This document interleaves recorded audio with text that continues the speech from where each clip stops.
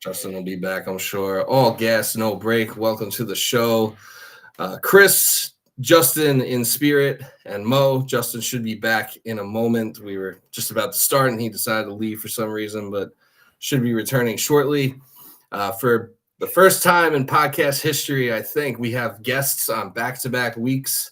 Joining us this week, we have Andrew L. Case of the Middle Initial Podcast joining the show for the first time. Case, how you doing? I'm good, man. I pretty much do anything for you, Chris. Chris is definitely a number one supporter of our show, Middle Initial Podcast.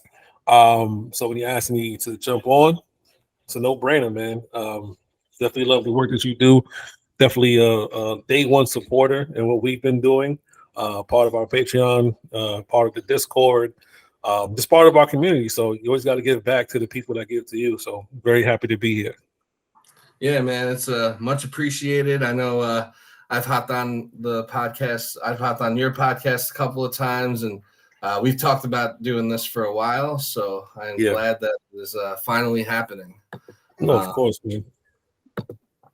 Yeah, and I think all right, there he is. And Justin. I straight up lost connection. My computer in the office just ran. So we don't need no explanation, man. Yeah, my bad. You're gonna have to bring us a doctor's note by Sunday, or your contract is terminated. I was actually heated. Well, there he goes again. we got a frozen Justin. And that office infrastructure is trash. Shouldn't you have like a T9 connection or something? Probably. Your AOL free trial is ended. Yeah, it's got the Cricket wireless internet. The 14-day free trial is gone. Yeah, please subscribe to EA Sports for more. We will deal with this technical difficulty. I'm sure Justin will resurface here eventually from the Matrix. But where to begin this week? So Jets beat the Patriots. Another shitty season in the books, and of course, it ends the way most seasons end, with a meaningless win that a lot of people in the fan base are going to act like is more meaningful than it actually is. Is it nice to end the Bill Belichick streak and stop hearing about that and, send him off in his final Patriots game with a loss? I guess so, but I don't know. We really need an offensive tackle, and winning that game did not help our cause there.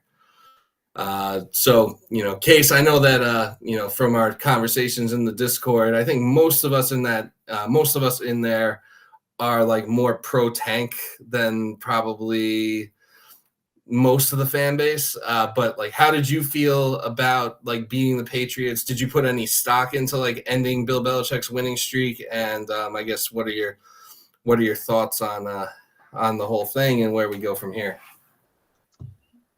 You ever with a girl, and you've probably done everything you can, physically, and then you're just looking down I don't feel anything. I don't feel anything, and that's exactly the feeling I had watching the Jets beat the Patriots. I didn't feel a thing. I didn't get up. I didn't clap or anything. There was a couple of moments where I just wanted to see Brees get the record, which with 1,000 yards, I should say. But that's it. There's the players are invested. Because we had Quentin Coples on the show, and we asked about the tanking thing. And the reason why players are normally not into tanking, because the benchmarks, we've seen Clowney celebrate, his $750,000 sack, or Chris Jones. Yeah. So these guys are playing for something, but to the fans who realize draft position and stuff like that, hey, it's better to pick 6 than it is to pick 10, right? Now, people who are invested in the streak with Bill Belichick and stuff, I get that sentiment. I don't care. about that at this point in time because the last game of the season is a meaningless game. You get the monkey off your back, so to speak, but it doesn't really say much, right? If you find solace in it, cool. Me personally, I didn't. Like I didn't care. I didn't care. I would rather pick 6. But we're picking 10. It's not that bad. It's a top 10 pick. We'll see what's going to happen. I think the worst thing that came out of that though was Salah saying we're starting off 2024 1-0, and I'm just like, so corny. Like how do we go? Like where do we go from here as a fan base? Like where do you go from here? You're watching that and you're like, all right, it's a new season. No, bro, the season is over. This is the last game of the 2023 regular season that's happening in 2024, and you have a whole off-season free agency draft training camp to go through before the new season. So yeah, it was just corny, and it's like I don't know. Every time Salah speaks nowadays, it's like it just everything he says just seems like such a sales pitch. It is like oh yeah, we lost Aaron Rodgers 4 plays in. Please feel sorry for us. It's all coach speak because he's just trying to ride the train. All right, Aaron Rodgers went down. Now I'm just going to ride this roller coaster for however it goes. And then, he's going to come back and hopefully save us. That's what it seems like to me. That's how he sounds. Yeah, pretty much. And, now that they've like finished this season 7-10, I think they're going to probably like act like, hey, see, like we weren't any worse than last year, but it's like, I don't know. This season, I would say this season 7-10 felt a lot worse than last year's 7-10. Like at least last year's 7-10, you were pretty much in it almost to the end. So it was like it wasn't until the second to last game of the year that you got eliminated. So we kind of got a break from the tanking arguments that we had just alluded to, and it kind of felt like a season of growth. In a lot of ways, like it felt like maybe not for the quarterback, obviously, but it felt like a season of growth with like Garrett Wilson and Sauce Gardner both winning Rookies of the Year, and Quinnen Williams having his breakout year and getting paid, and like I feel like last year was kind of like the year where Bryce Huff like really started to blossom, and now you're seeing how good he is now. So like last year felt like more of like a stepping stone 7-10, but this 7-10 is just like it feels like a massive regression in a lot of ways too. Because like I feel like even last year you could kind of point to some things and be like, okay, yeah, like maybe Salah's like starting to come into his own as a head coach, but now it feels now it feels like more and more like we know Salah's probably not the guy. He's regressed. And unfortunately, that's unfortunate because to your point, Chris, you're coming off of a season the year before, like you were speaking of, where you had this stocked draft class, and you played deeper into December in the meaningful games. I think we had like by the time we had like 6 or 7 wins, or like probably 6 wins. We were like 6-3, 6-4. We even had a meaningful game in January last year. Right. So, right. Yeah. Technically. So. The difference is the Aaron Rodgers hype, not that much of a big roster turnover as far as the defensive side of the ball is concerned. You were getting Becton back. You had Dwayne Brown in the fold. It felt like some things could happen if things went the right way. The unexpected thing, of course, is Aaron Rodgers, getting hurt. The Jets still were good enough to make us care for at least 8 weeks, probably even more. Let's for argument's sake 8 to 9 weeks. We were at 4-3, and we could still care. Last year we were 5-3. We cared even more because we were even closer. But I'll say this: if last year was Salah's first year and this was his second year, the energy would have been much different. But because it's not, and this is like what, year 4? Year 3. 3? This is 3rd year. Bro, we've seen enough. We've seen enough. Right. We've seen enough. That's all it is. And with a lot of the losses this year too, like it just felt like week in and week out, like every loss as they were piling up throughout like November. You know, we had the nice, obviously we had the nice little winning streak after they kind of let Zach Wilson play a little football for like 2.5 quarters against Kansas City. And I think they kind of got some momentum on that. Like they beat the Broncos, who are, a pretty average team. I guess they finished the season like one game better than us. They finished strong. The Broncos kind of got their shit together after we won against them, which was like our Super Bowl, to be quite frank. And then obviously, you had the win over the Eagles, which was like the peak of the season.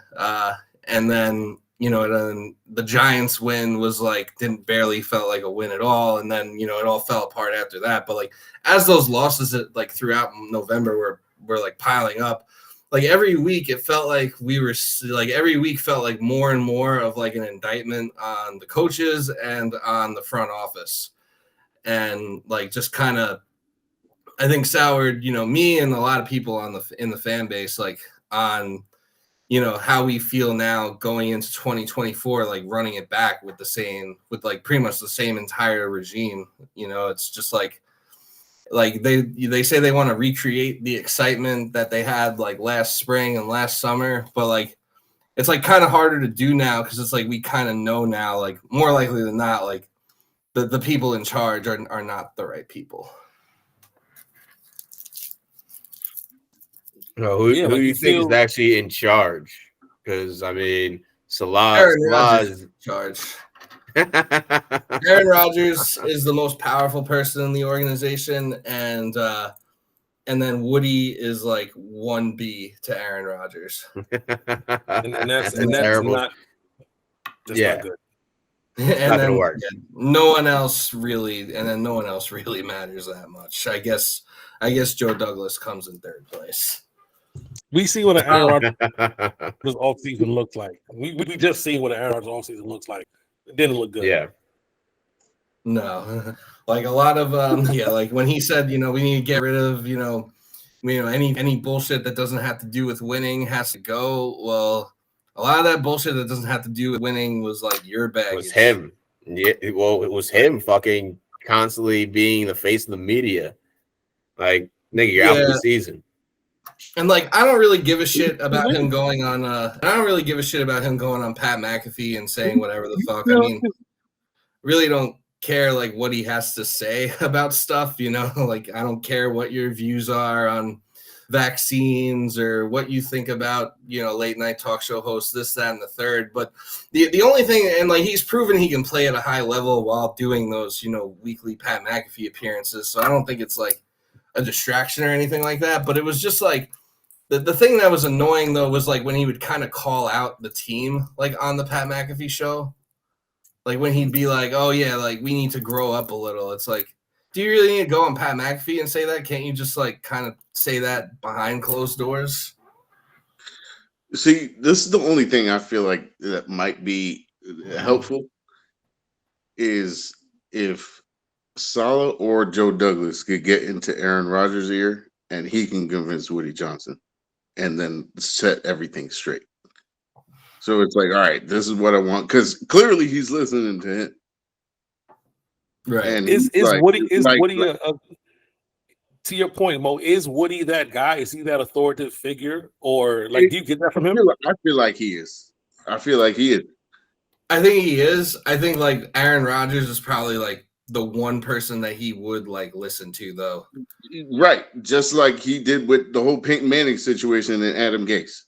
Yeah. Well, that was his brother, but he was in the UK with Trump, but still the principle remains the same. And I'm sure Chris made a phone call overseas before making that signing. Bro, the Jets have become a 3-ring circus, bro. And that's the problem. You got Woody going to the UK to be an ambassador to Trump, right? and it kind of goes under the radar, and people aren't really making a big deal about it. Yeah. Some people are for Trump, against Trump, whatever. Woody's not in the building. Chris is there. He just seems like the total opposite of what Woody is, right? Mm-hmm. But then the first thing that comes out is the Woody Johnson comments, the racial comments, whatever happened. And, that's it came and it went. You get Aaron Rodgers, who's the tinfoil hat, anti-vaxxer, Joe Rogan is my boy type thing. Fine. We could deal with that. Because we dealt with Zach Wilson. Remember when Zach Wilson came, his parents are MAGA, whatever.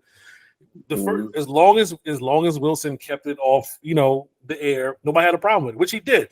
And I'll say that's the salute to Zach Wilson and his people. They understood the assignment.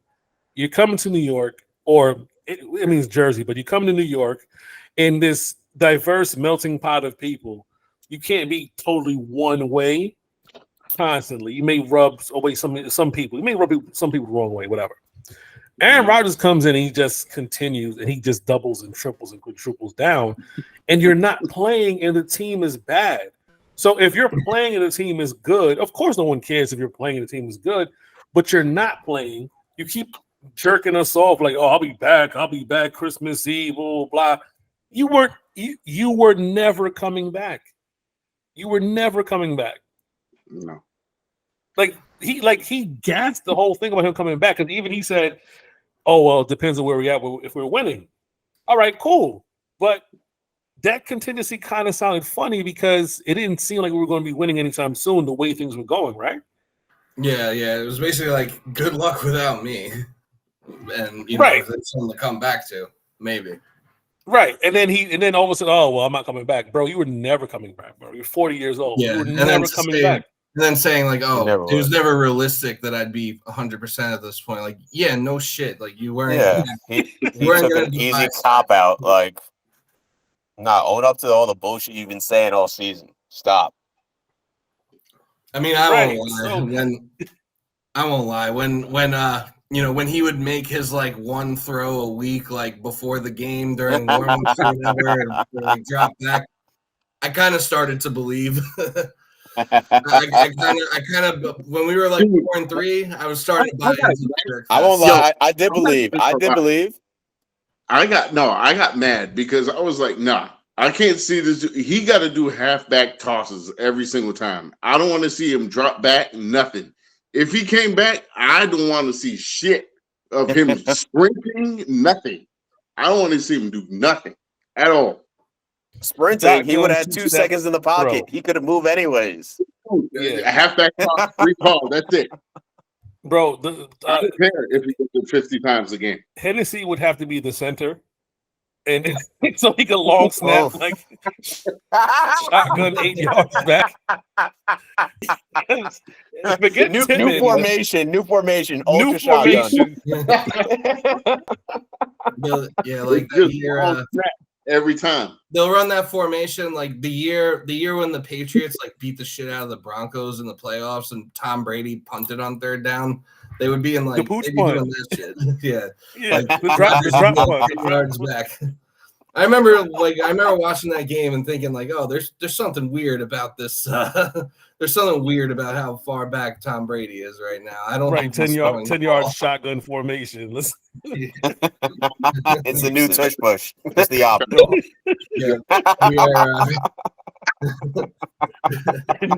They were ahead engage of the ultra shotguns. And he still only gets 2 seconds in the pocket because they can't keep him off anyways. Yeah. and the funny thing about us saying that, I don't think Hackett is that smart to even come up with that. Yeah, no. All right, that's one person I think we can all agree has to go. No, he can't be here next season. Just look confused. He's not going to.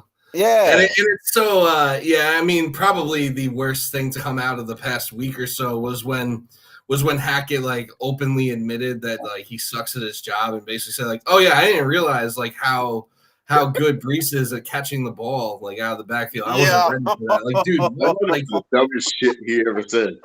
Like, obviously, like, okay, we all know the reason why Hackett got hired, but like, was there really no pre-work assignment? There was no onboarding. Zero. Brees Hall and see what. No. I'm convinced Hackett doesn't watch film. He invents shit in his head, and he just thinks, "Hey, man, You're athletes. Y'all can do it. And it never works out.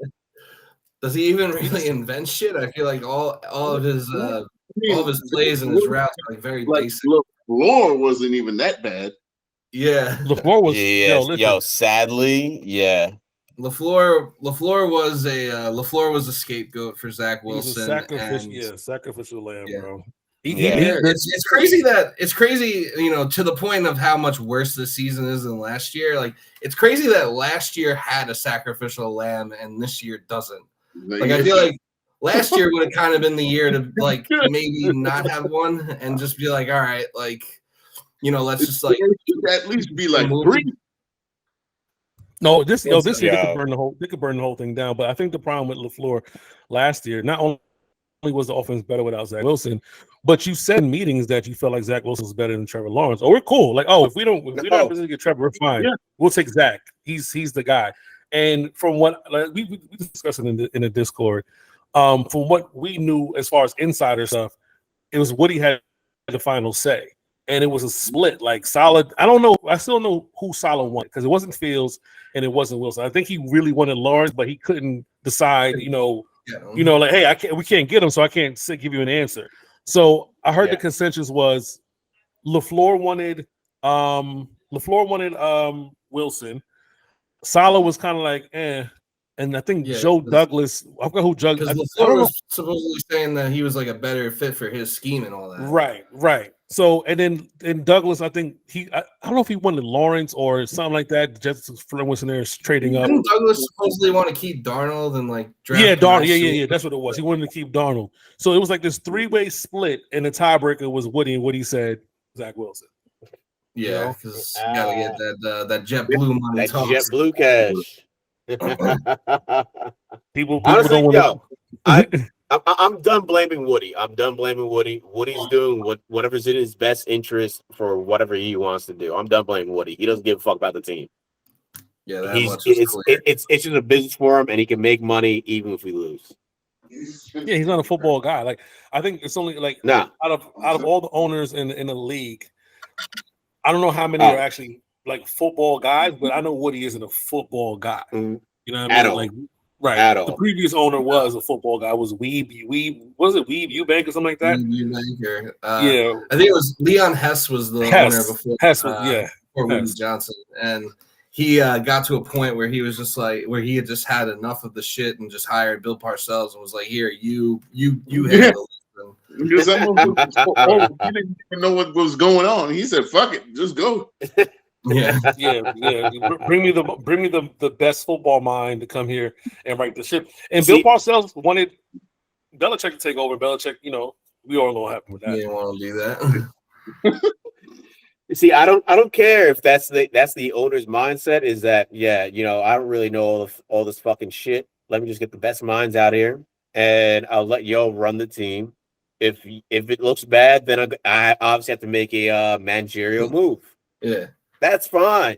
Woody acts like he's actually a fucking football god. Yeah, I think Woody knows that he doesn't know football, but he still has to just like he still has to like act like the smartest man in the room. And I imagine coming from that, and I imagine like coming from his family and his wealth, like he's probably not been told like no a whole lot in his life, so he probably so that's why he's probably like always kind of why he always kind of why he's always like strong-arming his fuck that ego. Fuck that. It hasn't worked. He has no rings. Yeah, like it would be clearly you don't know what the fuck you're doing. A football guy as an owner if you just like kind of stay out of the way, but Woody for whatever reason just can't do that. And even like I remember like when we first hired Saleh and like I mean Douglas was hired like 2 years before we hired Saleh, but like when they hired Saleh, it was like, okay, like they pretty much made an announcement like, yeah, we're going to act like a normal football team now. Like, coach reports to the GM reports to the owner. And for some reason that put me under the impression that Woody was going to like start to stay out of the way more, but that'll just never happen. I think Woody's more of a historian than because I met Woody in Camp last year. Yeah. Decent conversation. I think he's a historian. He knows the history of the Jets, but we've all been alive long enough to know in the 23 years, going on 24, he's been owner. We've been to the playoffs under 10 times. Yeah. In that amount of time, like 01, 02. Yeah, it's pretty pathetic. 04, 06, 09. I don't think I care as much Like, if we weren't a huge market team, but we're in New Jersey, New York. Like, yeah, you so have there's always expectations. that whole, yeah, and the addiction to like being, you know, like the talk of the town and, you know, stealing the tabloids and all that. Like when the Giants won the Super Bowl, Woody trade for Tebow, that whole thing. Yeah, Woody would be an OnlyFans bitch if he was a female. He's all for the clout, man. He's all for the clout. It doesn't matter how. It doesn't matter the effect, the consequences. It doesn't matter of any effect of what he chooses. It's just, this is what I want. This is what's gonna happen. I own the team. You got to do what I do. What I say? Shit, it's nonsense, man. I wish Woody would sell the team. I don't think it's gonna happen. Yeah. In my lifetime. Shit. So you have a better chance of being the head coach before he sells the team. So according to rumors, right, about Woody and selling the team, it's been said that when the contract is up at MetLife, that's when he's going to make the decision whether he's going to sell or keep the team. That's the rumor.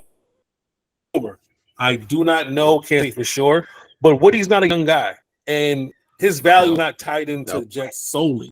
So he doesn't have to say, "Oh, my kids need to eat over this." He doesn't have to. He can say, "Hey, I'm done. I'm Johnson & Johnson. Thanks for vaccines." Yeah. Oh, his family is good for fucking decades minimum. Yeah. So minimum. Yeah. So I think MetLife has a you know, they have they could opt out next year, but that's not going to happen. Or I think they would have had to.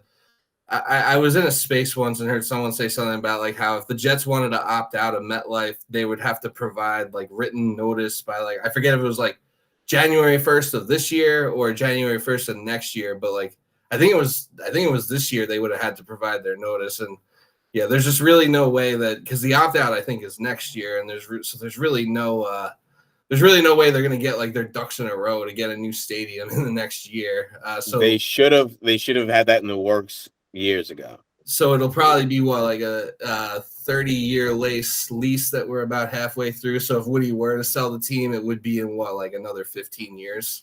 At the minimum of 15 years. So look, according to the paperwork, right? After the 15th year and every 5 years after, one of the two teams may opt out of the lease after giving the state 12-month notice. The first such opportunity to opt out will occur in 2025 with a notice in 2024. So the Giants or the Jets can opt out. Now, the Jets and the Giants have an agreement that they're going to be in this spot. I think the only, like you said, the only viable option for them to opt out, I mean, is another 5 years. So we're talking about 2030. So if there's, and because we got to think of the Queens construction that's going on with the stadiums, I don't know when that's supposed to be done. If they were to, the soccer stuff. So if one of those guys were like, hey, you know what, we're interested in buying, that would have to happen now, like literally this year. Like, all right, we're going to opt out. This is the last season here, and maybe after 2025, whatever. If that soccer stadium will open in 2026, there might be a window. And also remember, they can have a temporary home spot. Like they did it. They used to do it in Shea, you know, in the polo grounds and stuff like that. So they can have a temporary home until they get a stadium. They don't have to have something right away. I just don't see the likelihood with the time, and you know, but maybe 2030. You know, how old is Woody Johnson? Like 80? 2030. Shit. Woody Johnson's a lizard person. He does not age. He is 76. Yeah, 76 years old. Yeah, so I think I'll be done with football. I think I'll be done with football after that. Another 5 years, you know, in MetLife.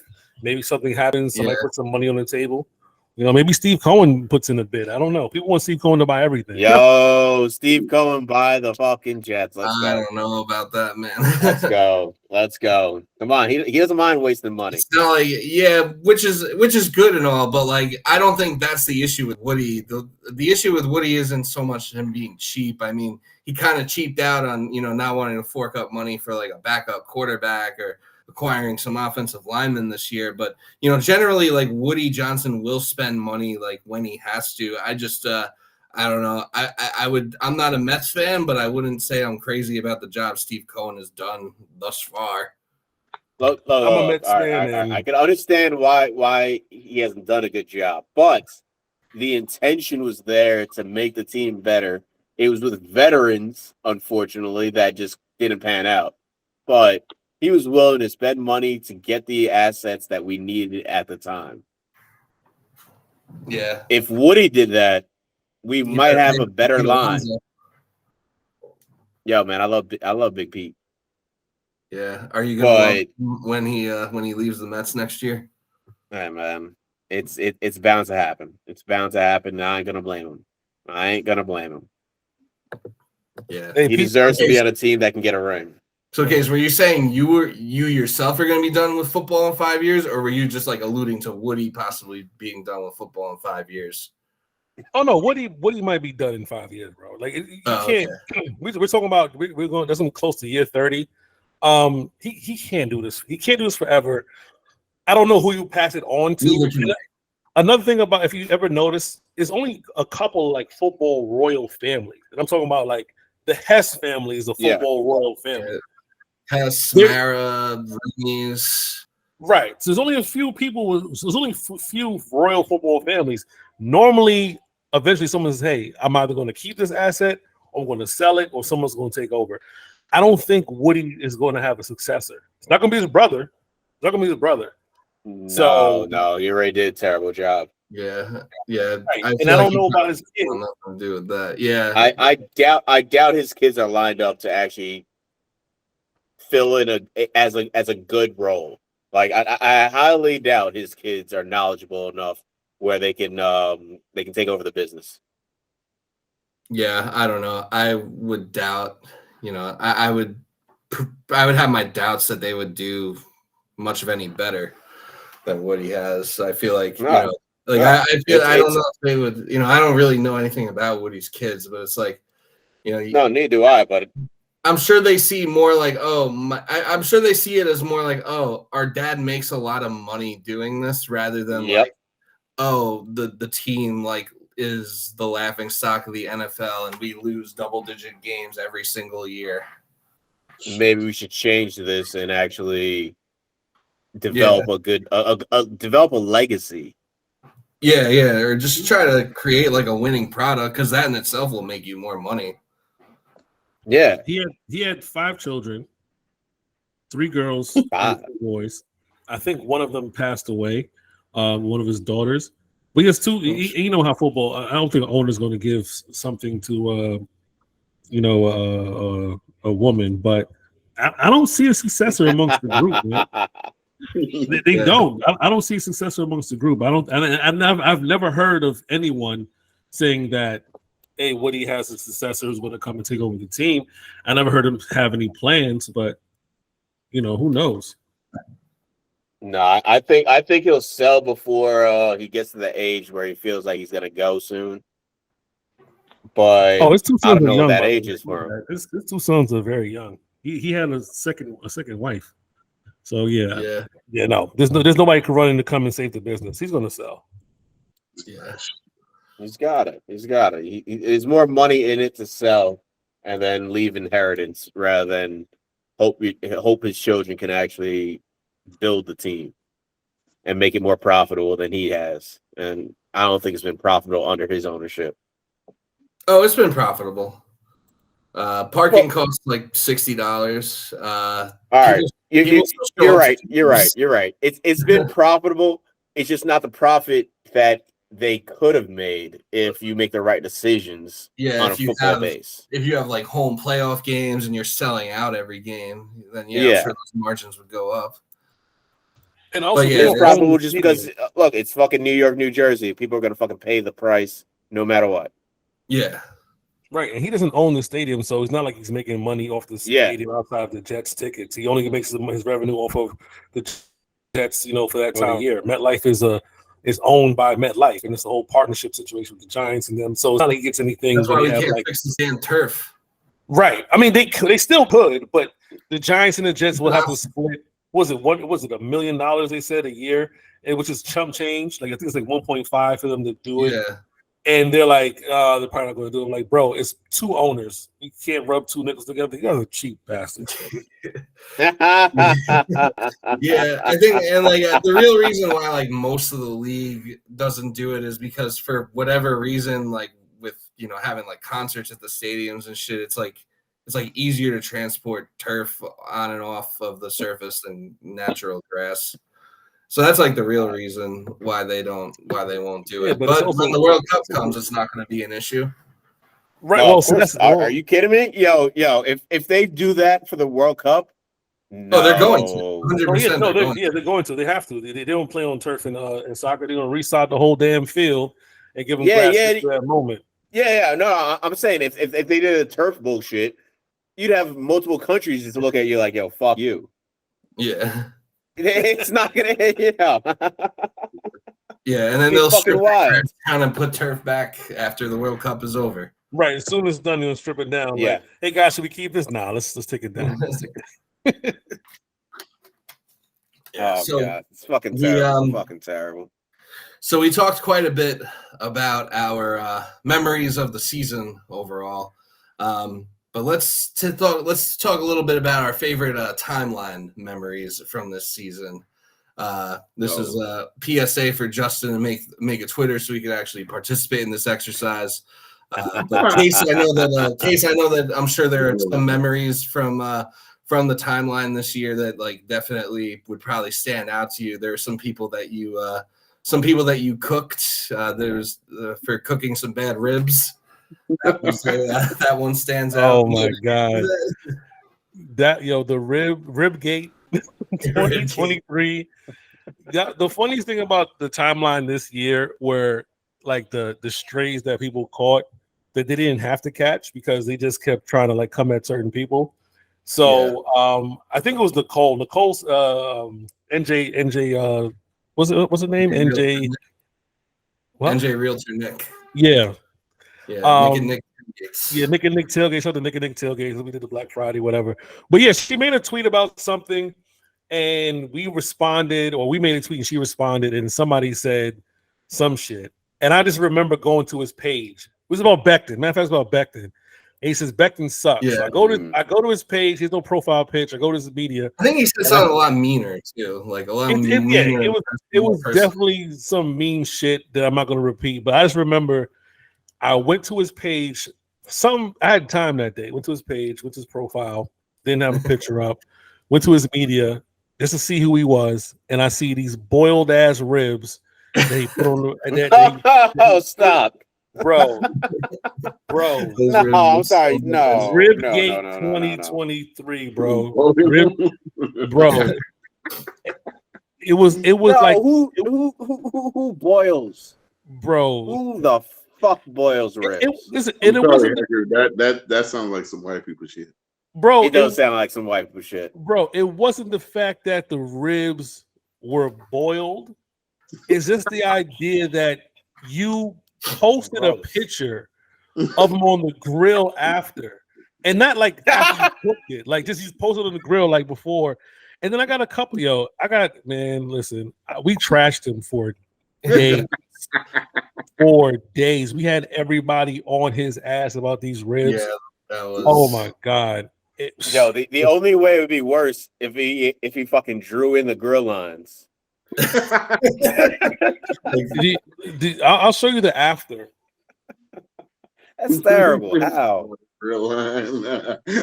No. I gotta take a good look at that. No. How are they crispy? Bro, bro, it was the worst. I don't get it.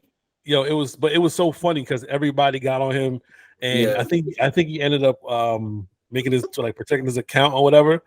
But he was talking trash to Nicole, and it was just like, yo, you just can't do that. Yeah, he said so. I blocked the account. I'll unblock it. It was it wasn't that account like a burner. I don't know. Somebody send you somebody with a bunch of numbers. He said Becton sucks enough already, and I tweeted out, yo, I said your ribs suck, and Nicole said something, and he started trying to attack Nicole. So I found the original. Yeah. Yeah, funny.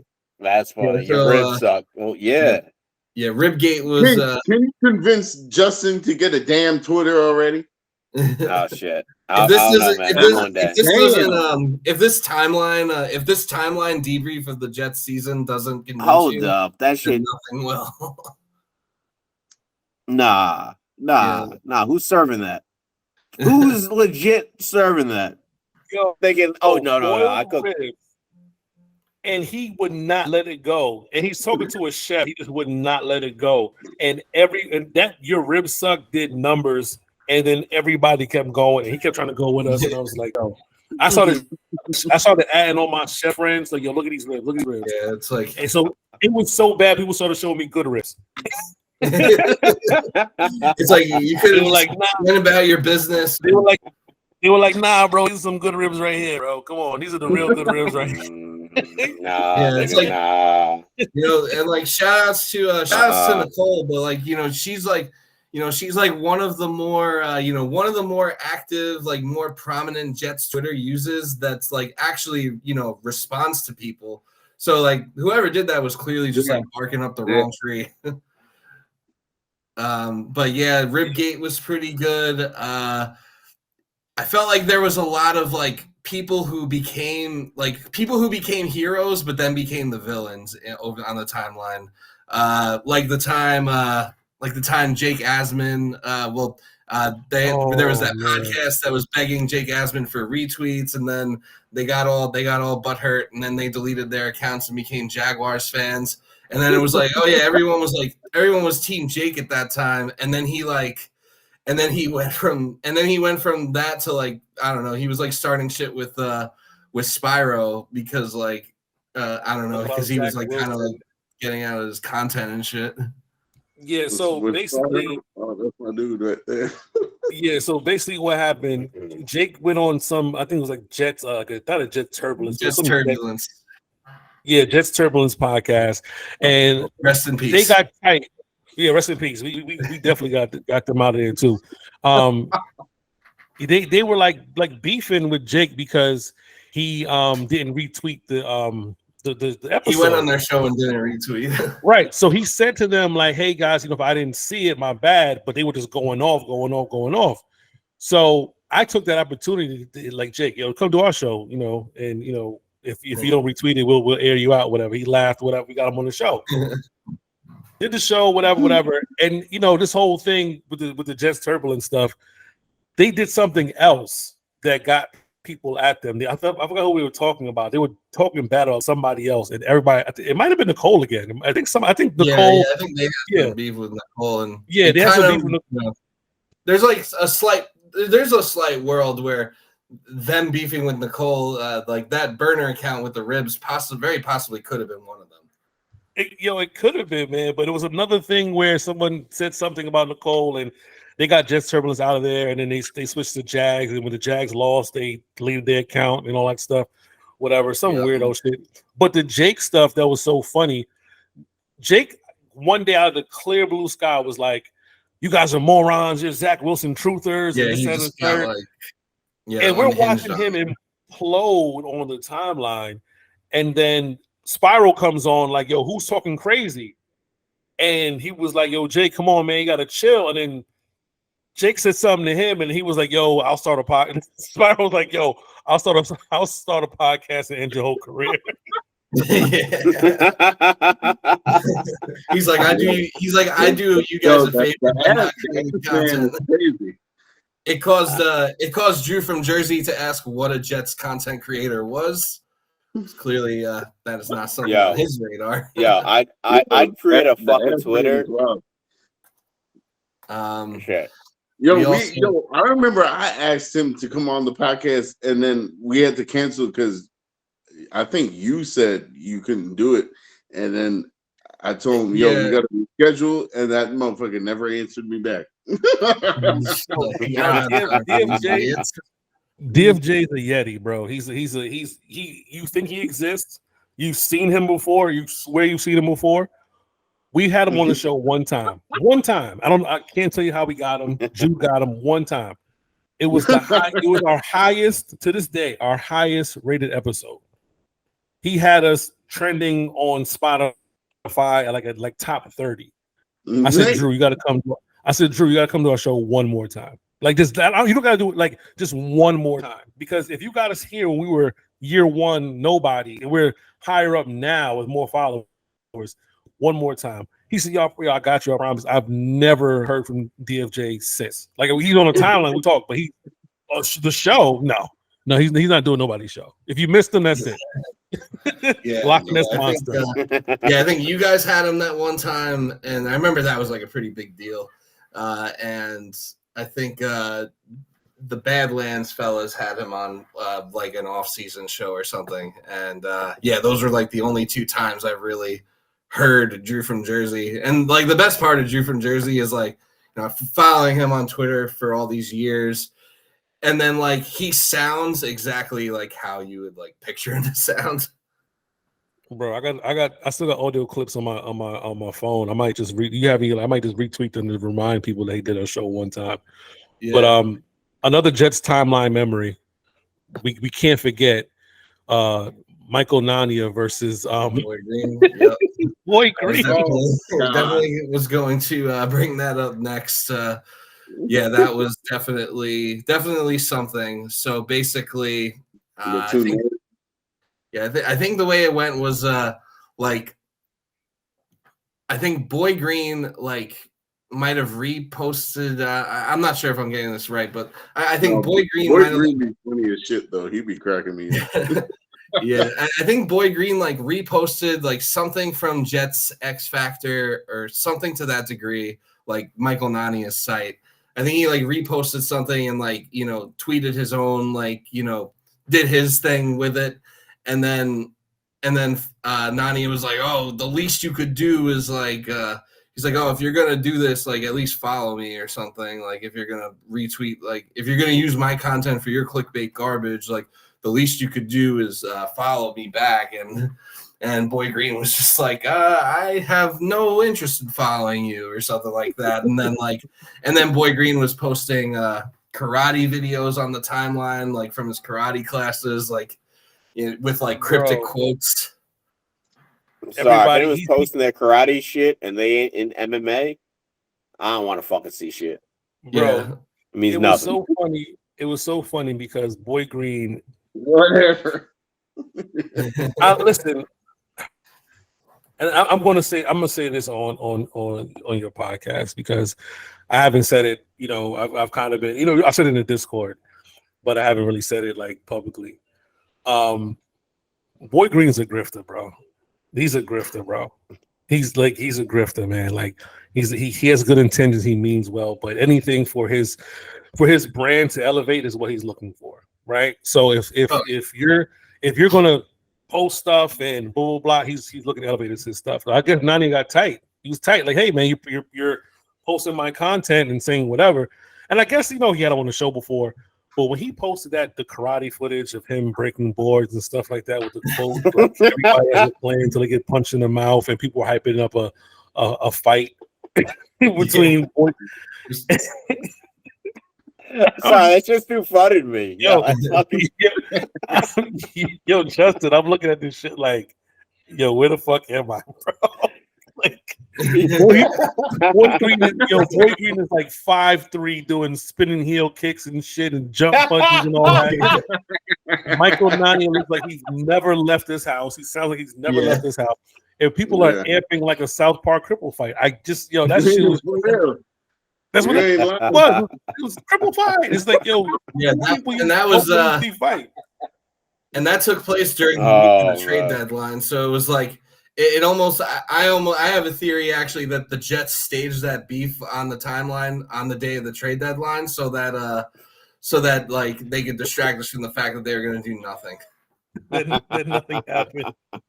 Like, I mean, it's not as far fetched as it sounds, because I know that Boy Green was on the whole One Jets Drive Die Hard thing, so like he obviously has some sort of connections. So maybe they're like, yo, like we're not doing shit. We need you to start fight with like the only bigger version than you on this platform. I'm sorry. I'm still lost on the fact that motherfuckers can post shit of them breaking things like that means you can fight. Bro, it was just like it was so entertaining. How he be doing like kickboxing and shit. Yeah, I don't give a fuck if you kickbox. I'll still beat your ass. Bro, I have no doubt that Boy Green has. I have no doubt that Boy Green can fight, but I just remember Michael Jai. They were just asking Michael Jai White if he could beat Bruce Lee in a fight, and he's like, "Bro, I'm 6'4." He's always Bruce Lee like 5'10". He's like, "Bro, I'm huge." Like, bro, shit. Yeah. He's like, it's not disrespect. It's size. I'm bigger than him. Yeah. I'm stronger than him. I'm not saying it's going to be easy, but I'm just letting you know I'm probably going to whoop his ass. You know what I mean? Now, Boy Green versus Nania. Hey, I've seen Boy Green in person. I haven't seen that because again, I don't think he's ever gone outside. But he looks like he's about $112 soaking wet. I think Boy Green could take him. That's not a. But it's just like, what does that mean? Who cares? Like, let's like Boy Green would definitely win, but it was just like it was just jokey, bro. Like, I wish I could find the videos of him spin kicking and all that shit. I'm laughing at this, and people are egging this shit on. I'm like, they can't be serious, bro. Jets Twitter needs a little break from the nonsense, you know. Yeah, like a 6 month break. Right. Yeah, there's a lot of folks on the Jets Twitter who do need to go outside, touch some grass. Touch some fucking grass, bro. Like threatening to fight some, like not even threatening to fight somebody. Throwing up your Karate Kid montage. Yeah. Like Justin full on gi, his belt. You know what I mean? He's no. He did the whole getup. He's showing his clip from him in the dojo breaking boards and shit. And again, I'm not saying it's not impressive. You know what I mean? Don't send no smoke my way. I'm just saying you're 5'3" those boards. You're 5'3" in a karate uniform. I'm not sure everybody was laughing with you. I think some people were laughing at you. And I was one of those people. I'm gonna keep it up. I was one of those people laughing at you. That shit was hilarious. Because I just can't picture them, bro. I can't picture him and Nadia meeting up and squaring off. Oh yeah, I mean that would involve Nania having to leave his house. So, like, that's pretty much a non-starter. But even so, one's a cloud chaser, the other one doesn't leave his house. Who the fuck wins? Well, they're both cloud chasers. They do it in different ways. Yeah, like Nania, I guess he's a film guy. He watches film and stuff like that. Breaks down film, and some people. I mean, he has a great following. Some people like him. Some people like him. I guess some people don't. I don't know why people don't like him, because I give any credit for someone who's really trying to break down what's happening. Is he right or wrong? I don't care. Like, he tries his best, and then he brings information. In fact, Boy Green, he does what he does. Like he'll retweet Dove Kleinman or whoever, and breaking news and stuff like that. Whatever.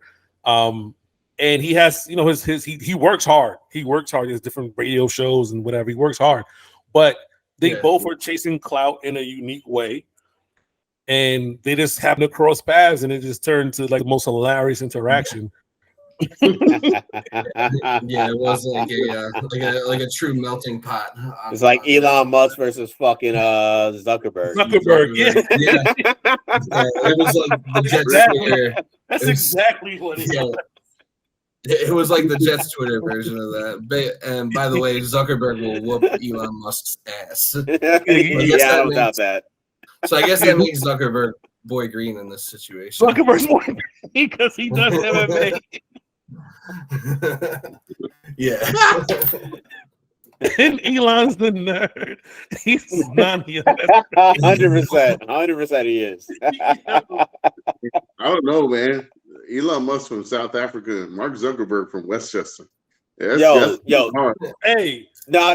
Elon was part of that apartheid South Africa, man. He was hiding behind.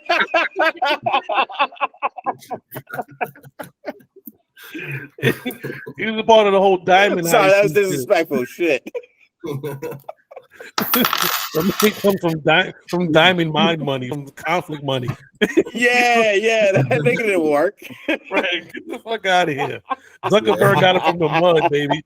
Zuckerberg stole from his friends and then paid them off a fraction of what they were owed and dared them to do shit. Yeah, I mean, I can see That's Boy Green. That's Boy learning Green. any of these things. Boy Green's taking people's content. Like, yo, I'm in the fucking dojo. Come see me about it. Come see me about this shit if you want it back. Yeah. The bootleg Nelson Mandela.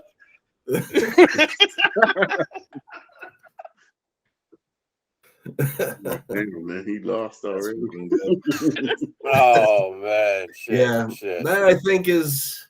I'm thinking, were there any other like notable days on the timeline? What's his name? Harrison Glazer. Harrison Glazer said when he said that everyone on the line lined up and shot. I can't fucking stand that fucking dude. Wait, what did he say about the O-line? I think it was during the Cowboys game. Micah Parsons was having his way with Becton and the whole line. Yeah, obviously. it was an ugly game, and Zach Wilson was like running for his life all day, getting sacked left and right. And I think Harrison Glazer, who's like a reporter or whatever he does, he said this whole O-line deserves to be lined up and shot like after the game. Yeah, that's wild. That's wild. Be sitting at home. Yeah, bro, I don't know what's going on in people's lives. Yeah, like I understand getting emotional during games and like tweeting some unhinged shit, but like that's just too far. Let's say the lineup be shot. No. Look, I don't blame the O-line completely. They weren't great, no, but the quarterback needs to know when to get the fuck out the pocket. Yeah, or when to get rid of the ball. Oh yeah. Does not do.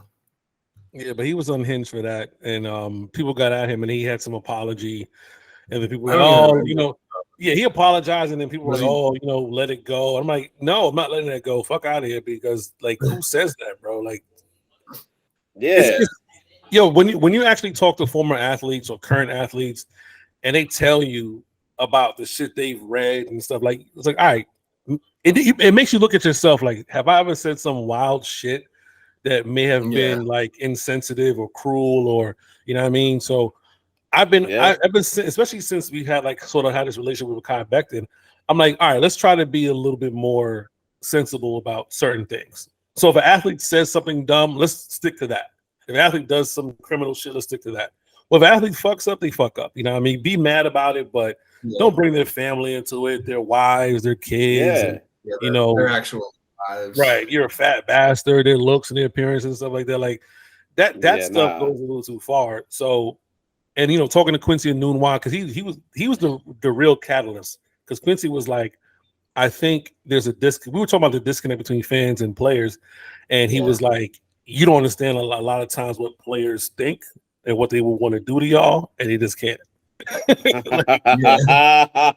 Yo, that is the reason why I'd probably be a terrible pro athlete. If I fucking made that fucking professional anything, I'd be fucking running my mouth. Would you? I'd be responding to fucking shit because fuck you. My publicist would be like, oh yeah, no, you got to chill. Like, no, fuck it. Do you think you would pull around our test? Let me say this right now. Justin, the Draymond Green of any sport. You choking niggas out, Justin? I've known Justin. Not gonna lie, man. I know on the soccer field. On the soccer field, I was an asshole, man. I played defense. I'd be grabbing motherfucking shorts when they go for a header, and they'd be like, "Oh, my shorts are falling out." Be like, "Yo, that's your problem. It's mine now." I don't give a fuck. I don't give a fuck. No. I'm doing what I got to do to win. And if anyone's gonna trash talk me, nah, you're getting worse back. I'm gonna call out your mama. I'm gonna call out your girl cheering for you on the sidelines. Yep. Yeah, I'm gonna tell you I fucked her. It don't gotta be true. It don't gotta be true. I'm just saying. You were the Kevin Garnett. You were the Kevin Garnett of soccer. Yeah. You telling people their wives taste like Honey Nut Cheerios. Yeah, I'd be the Kevin Garnett, but I'm literate. I'm literate. Yeah. Yeah, Justin, you gotta make your Twitter account and make your name. You might as well. This dude was crazy. No, not gonna lie. And look, I'm 5'6". Refs would look at me like, no, he didn't do it. You did it because you're fucking 3 inches taller than him. Baby Shaq. Yeah, 100%. Because I be fouling motherfuckers out there. I didn't care. I didn't get called for it. Not my problem. The refs are biased. we got to set up Justin versus Boy Green now. Oh, let's go, Boy Green. let me get my karate video ready. Here was where the problem came up. Justin can stop me. Yeah, no, you're damn right about that because I ain't stopping. I think if we give Justin like 2 or 3 months in the gym, he'll handle Boy Green no problem. Oh, I know I can fight. I'm just fucking out of shape as shit. I'll die 5 seconds in. If I get a good hit, I'm good. But can you spin kick a wooden board? Oh shit, nigga, I did it. It's been years since I spun. Let alone Can you launch yourself off your sensei's leg into full vinyasa, whatever the I'm sure I can launch myself. And be really loud while you're doing it too. I need to find that video, bro. You have to see the video. Like you got to see his technique. You got to see what you're up against. And I want to see the video now. I do want to see. Look, back in my athletic days, I used to touch rim. I'm 5'6". I could touch. I could have dunked. I couldn't dunk. I wish I could dunk on a 10-foot hoop. On a 10-foot hoop. Why you lying? Yo, oh my god! I swear to God, I touched rim. There's a video of me. There's a video of me jumping over my 6'3" boy on Facebook. Hey. But yo, man, I had ups. I was athletic as shit. Now I got too much weight for that shit. Nah. That reminds me of the time Red Paul told us that he told me and Paul that he taught Shaq how to dribble. That's not a highlight. Shaq couldn't dribble. Yeah, exactly. So Uh-oh. Yeah. Oh, he's hyped. He's oh damn. Yeah. He's hyped for his shit. I'm not saying that shit's easy. I can't do that. No, it's definitely it's definitely hard. Like hell yeah, that's hard. Yeah. I can jump off. I can jump off my sensei. I just might break his kneecap in the process. Yeah, I think if I were to attempt that sequence, like there's like a 60% chance I would be in the hospital. Yo, props to Boy Green. Shout out to Boy Green, man. Yeah, we really appreciate all that you do for Jets Twitter. Yeah, but hey, if I'm on Jets Twitter, I'll be down for that promo fight right there. Yeah, me versus Boy Green. The world wants it to happen. There was like for like a week after that, anytime Nania, because like Nania will tweet like because he's got the Twitter blue, so like he'll tweet like articles like in one tweet. Like he'll tweet like 20 300 words about how Dalvin Cook was like a bad signing or whatever. Which I mean, he ended up being right. He was saying that like before we even got Dalvin Cook when most of the fans actually wanted him. But he's about to get a ring, so good for Dalvin. But all the best. I hope the Ravens win. If Dalvin wins the Super Bowl, cool. No reason to not root for that. But no, like he was saying that from the beginning. So like he posts like these like articles like as tweets, and I would just respond. I'd be like, I don't care. I'm not reading that. When are you fighting Boy Green? Straight to the point. Yeah, so it was quite the year. Nobody cares, Nadia. Fight Boy Green. Quite the season on the timeline, pretty much up there with the, pretty much every other season. I mean, at this point, I don't know if I would have gotten through like 13, 14 years of not making the playoffs without like all the dumb shit that goes on that website. There's a lot of dumb shit. Oh, we also forgetting about the other dude, the Australian Jets fan. Luke Grant. Luke Grant, terrible person. Terrible. If you want somebody to hate for real, like Luke Grant he's so right there. He'll probably block you though. But he's somebody who, he talked on the podcast like 3 times. Yeah, like is that the Australian dude we had on? Yeah, the Thunder. Oh, I forgot his name. Yeah, we had a couple times. He started off not bad, but then I don't know, man. Maybe he got excited by the Trump shit or something. He started changing up. How do you get excited by Trump when you don't live in America? Bro, there are people all over the world who are excited about Trump, and it's funny. The stuff that we realized doing the pod is behind the scenes, paying attention to people who are totally different on the timeline, but they're on the pod. Like we're having a private conversation with the stuff they say that we can't repeat and we can't tell people who says what. It's like, some guests we wish we never had on the show. Like some guests we wish we never had on the show.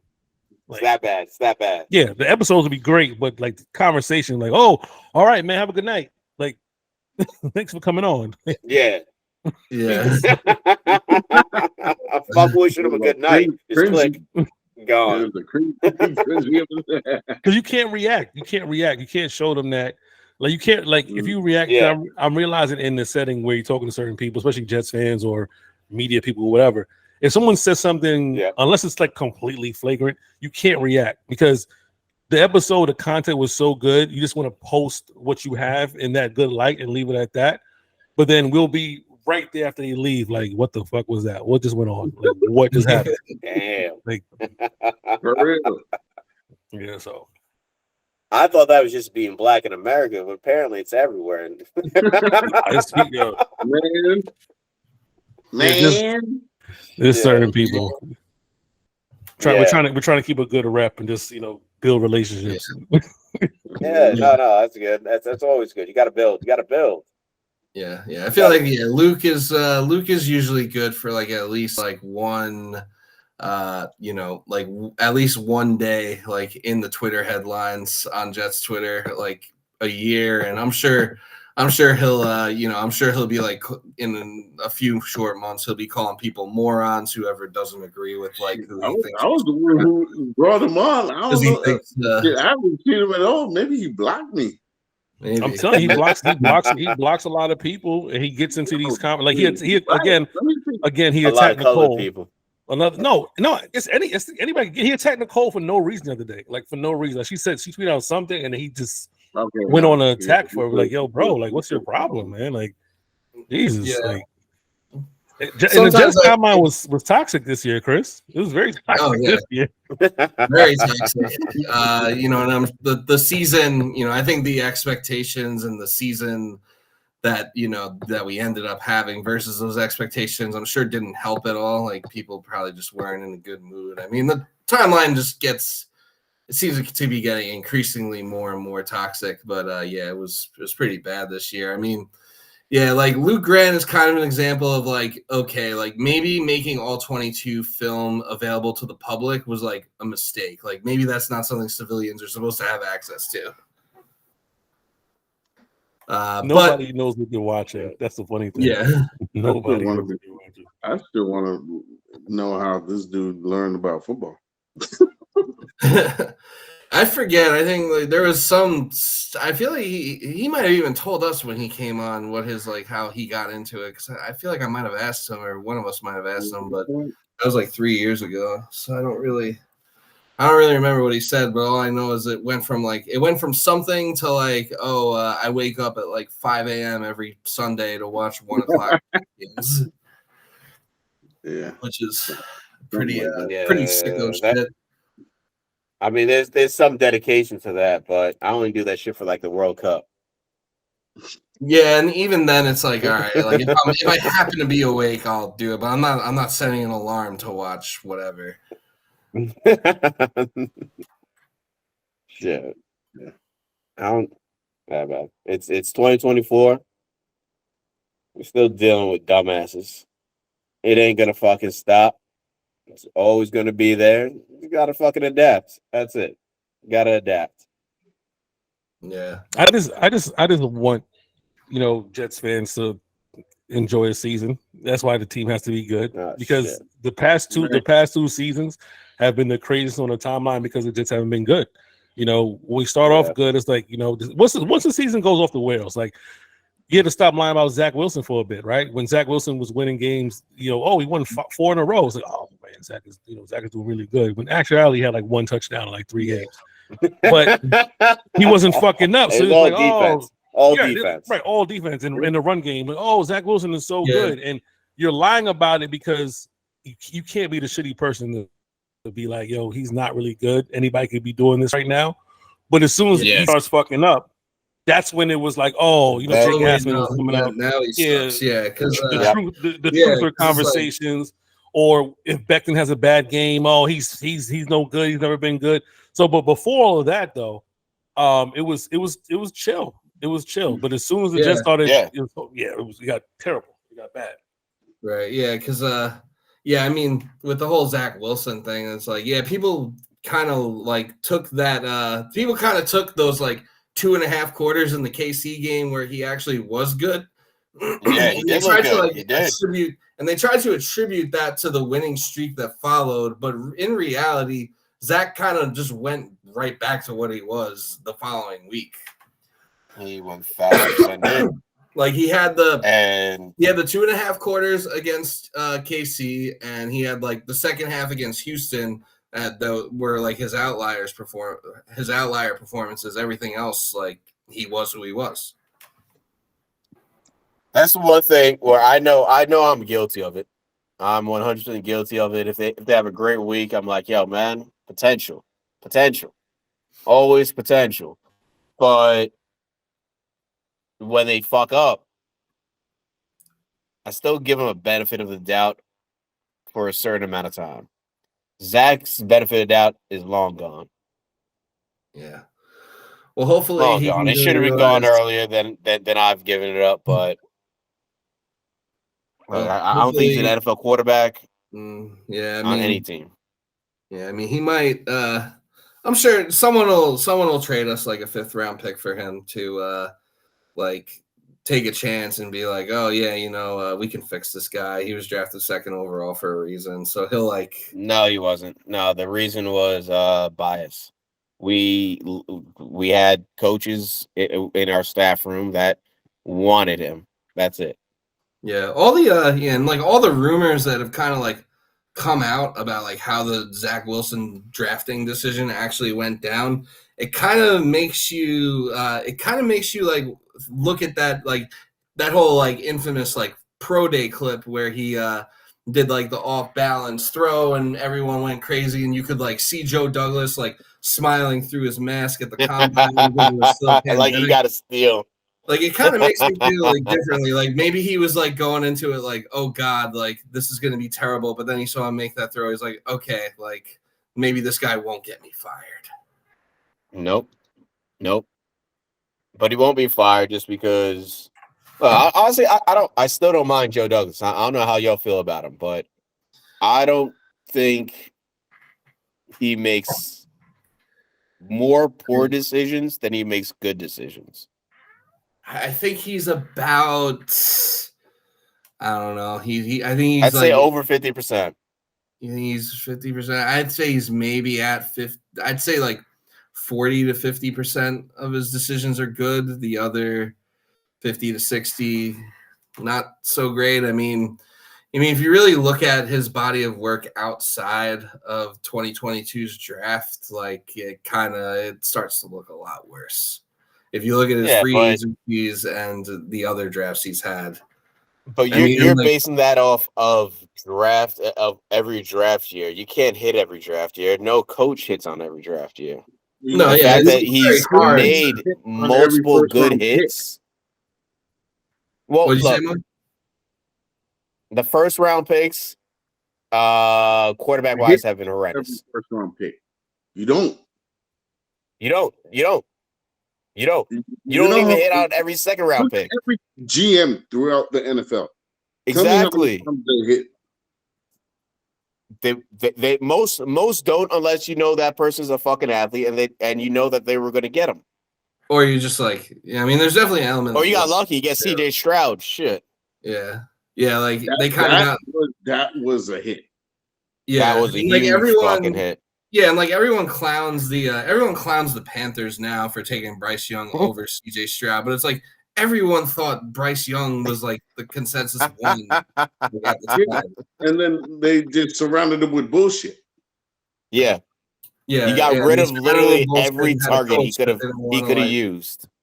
And a coach that didn't want to like coach to his strengths at all. It's hard. It's hard to hit. And then they fire the head coach who didn't even want him. Yeah, he wanted. The GM ruined Carolina. The GM and the owner, to be honest, because they're the ones who won the trade. Yeah, the owner. Their owner might actually be. Their owner might actually be even worse than Woody. No, it's like a different. It's a different kind of bad. When you're tampering with the process, like the draft process, because I mean, I know the owner has the say, but if you're not letting your general manager and coach get this shit done, like your coach knew who to get, and you were like, no, get Bryce Young instead, and you traded all that capital, and I think Bryce Young could be good, but in the history of the NFL, he could be. I'm not selling him out.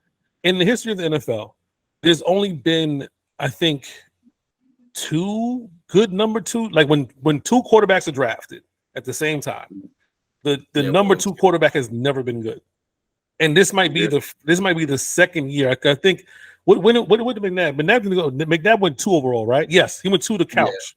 Yeah. So the 2 time, So Tim Couch with the Cleveland, McNabb with the Philly, and now this one right here. This might be the only times in history where the second quarterback chosen is good and better than the number 1 overall. So better than number 1, yeah, it's a rarity though. Teams normally get it right. They normally get it right. But see, he was put in a better situation too, because before that year they were building up to it, and then they just Stroud or Young. Stroud. Well, all right. It depends how you look at it, because remember the whole we're firing one coach to bring in McCown, but we're going to violate the Rooney Rule, so we bring in a bridge quarterback. And Lovey was supposed to lose that game, and they don't lose, and they win. You know what I mean? But to your point, though, the draft before that, they did wasn't Lewis Seen and whoever else before that. Yeah, the Texans have. They had Jalen Petrie. They had who was it? Damian Pierce. They drafted. Who was the corner? Derek Stingley. Yeah, they drafted Stingley. Third overall. And he's kind of fallen off a little bit. I don't think he's going to be a terrible corner. I think he can pick it back up, but he hasn't been what people thought he could be. I think Stingley's pretty good. He's not as good as Sauce, but I think he will. I think he'll have a good. I think Stingley. I think he'll have a good career. Don't get me wrong. DJ was saying that. He was saying they're 2 different cornerbacks, Sauce and Stingley. They do play differently. Sauce is just locked down. Completely different. Speaking of Sauce, system. Should we dive into should we dive into Asante Samuel being speaking of Twitter memories, Asante Samuel being a sensitive little bitch about Sauce. What did he say? Asante Samuel. So he was talking shit back in July, before training camp started. He was talking shit about Revis getting into the Hall of Fame, and he talking shit about Sauce winning Rookie of the Year and first team All Pro and all that jazz. Basically, all well deserved. And like his excuse at the time was like that the New York media was biased, and like that was why, and like that was why they like Revis got in, and like why Sauce won. No, Revis was fucking phenomenal. Yeah, no, it's like no, actually, it's just because they're good. Like they're the two best shutdown corners like we've ever seen, basically. Yeah, you know that's the reason why they're getting the accolades that they're getting. But Asante decided to like make it about New York and stuff, and then he said like, and then when because Sauce got announced for his first team All Pro for the second time today, and Asante was like, oh, we should make it a rule that in order to qualify for the Pro Bowl or first team All Pro, you have to have at least one interception. And it's like, that's retarded. First of all, that is honestly fucking my bad. I know that word's not I know that word's frowned upon nowadays, but I'm sorry. It's archaic. He played he played fucking football. He understands that the quarterback has the decision where the ball is going to be fucking thrown. And if he sees an elite corner, he's not going to go there 90% of the fucking time because there's a chance that that the corner is going to get the better of him. That's it. So why the fuck would people throw Sauce's way enough times for him to get an interception? Yeah, I mean, especially with the way Sauce plays, because Sauce plays catch up. Yeah, he does kind of. I feel like Sauce just kind of goes like he goes like where the receiver is going rather than like baiting. Yeah, 100%. He's more of a follower than like a baiter, I guess you could say. But I mean, and he does it very fucking well. Yeah, like that one play against Terry McLaurin where like McLaurin pushed off of him and he like still like caught up and like had like a perfect pass breakup. No, it's just like people just I don't know. People just don't know ball. That's a big issue. Like that McLaurin play should be played more often because a lot of people say, "Oh yes, it's Sauce holding on people. That's how he keeps up with them." No. Look, they're both fighting. The wide receivers doing the same fucking shit. Yeah. Hand people just focus on what Sauce is doing. Yeah. Sauce is phenomenal. I don't think he's gonna get Revis status only because of it's a different game. Back in Revis's day, they had to throw it to the number one receiver. They had to fucking use the number one receiver no matter what. Revis, but even Revis, like his stats weren't really like there. Like if you look at Revis's stats, like his interceptions and stuff, they don't really jump out at you. Same thing with Sauce. I mean, no, interception wise, no. But he's got the deflections. He has he has pass coverage. He's always in the vicinity. Yeah. Well, I mean, PFF. Mo, you got to say that again, Mo. Yeah, say that again. Mo had said something important. I don't think you guys heard that. Yeah, no. Revis had to follow the number one receiver. Yeah. Yes. No, you're right about that. You're right about that. Sauce doesn't have that burden. Sauce does not have that burden. They don't make him have that. They don't make him do that. Apparently, just keep him at the same spot all the time. And like with Rex and Revis, do you think if he played that way, Revis and man, like, and the rest of the defense would be zone. Do you think the Jets play that if they played Sauce as like, all right, you're going to be a lockdown corner? Do you think he'd be as phenomenal? If he traveled with the number one, always every single game, just like Revis did. If he traveled, I think he'd hold his own. If he traveled, I think we might see like what happened to Reed with Waddle, where Reed kind of got cooked by Jalen Waddle that game where Waddle had catches. I don't think he get cooked that bad, but I think there might be some more games where maybe you see a little more weakness in Sauce's game.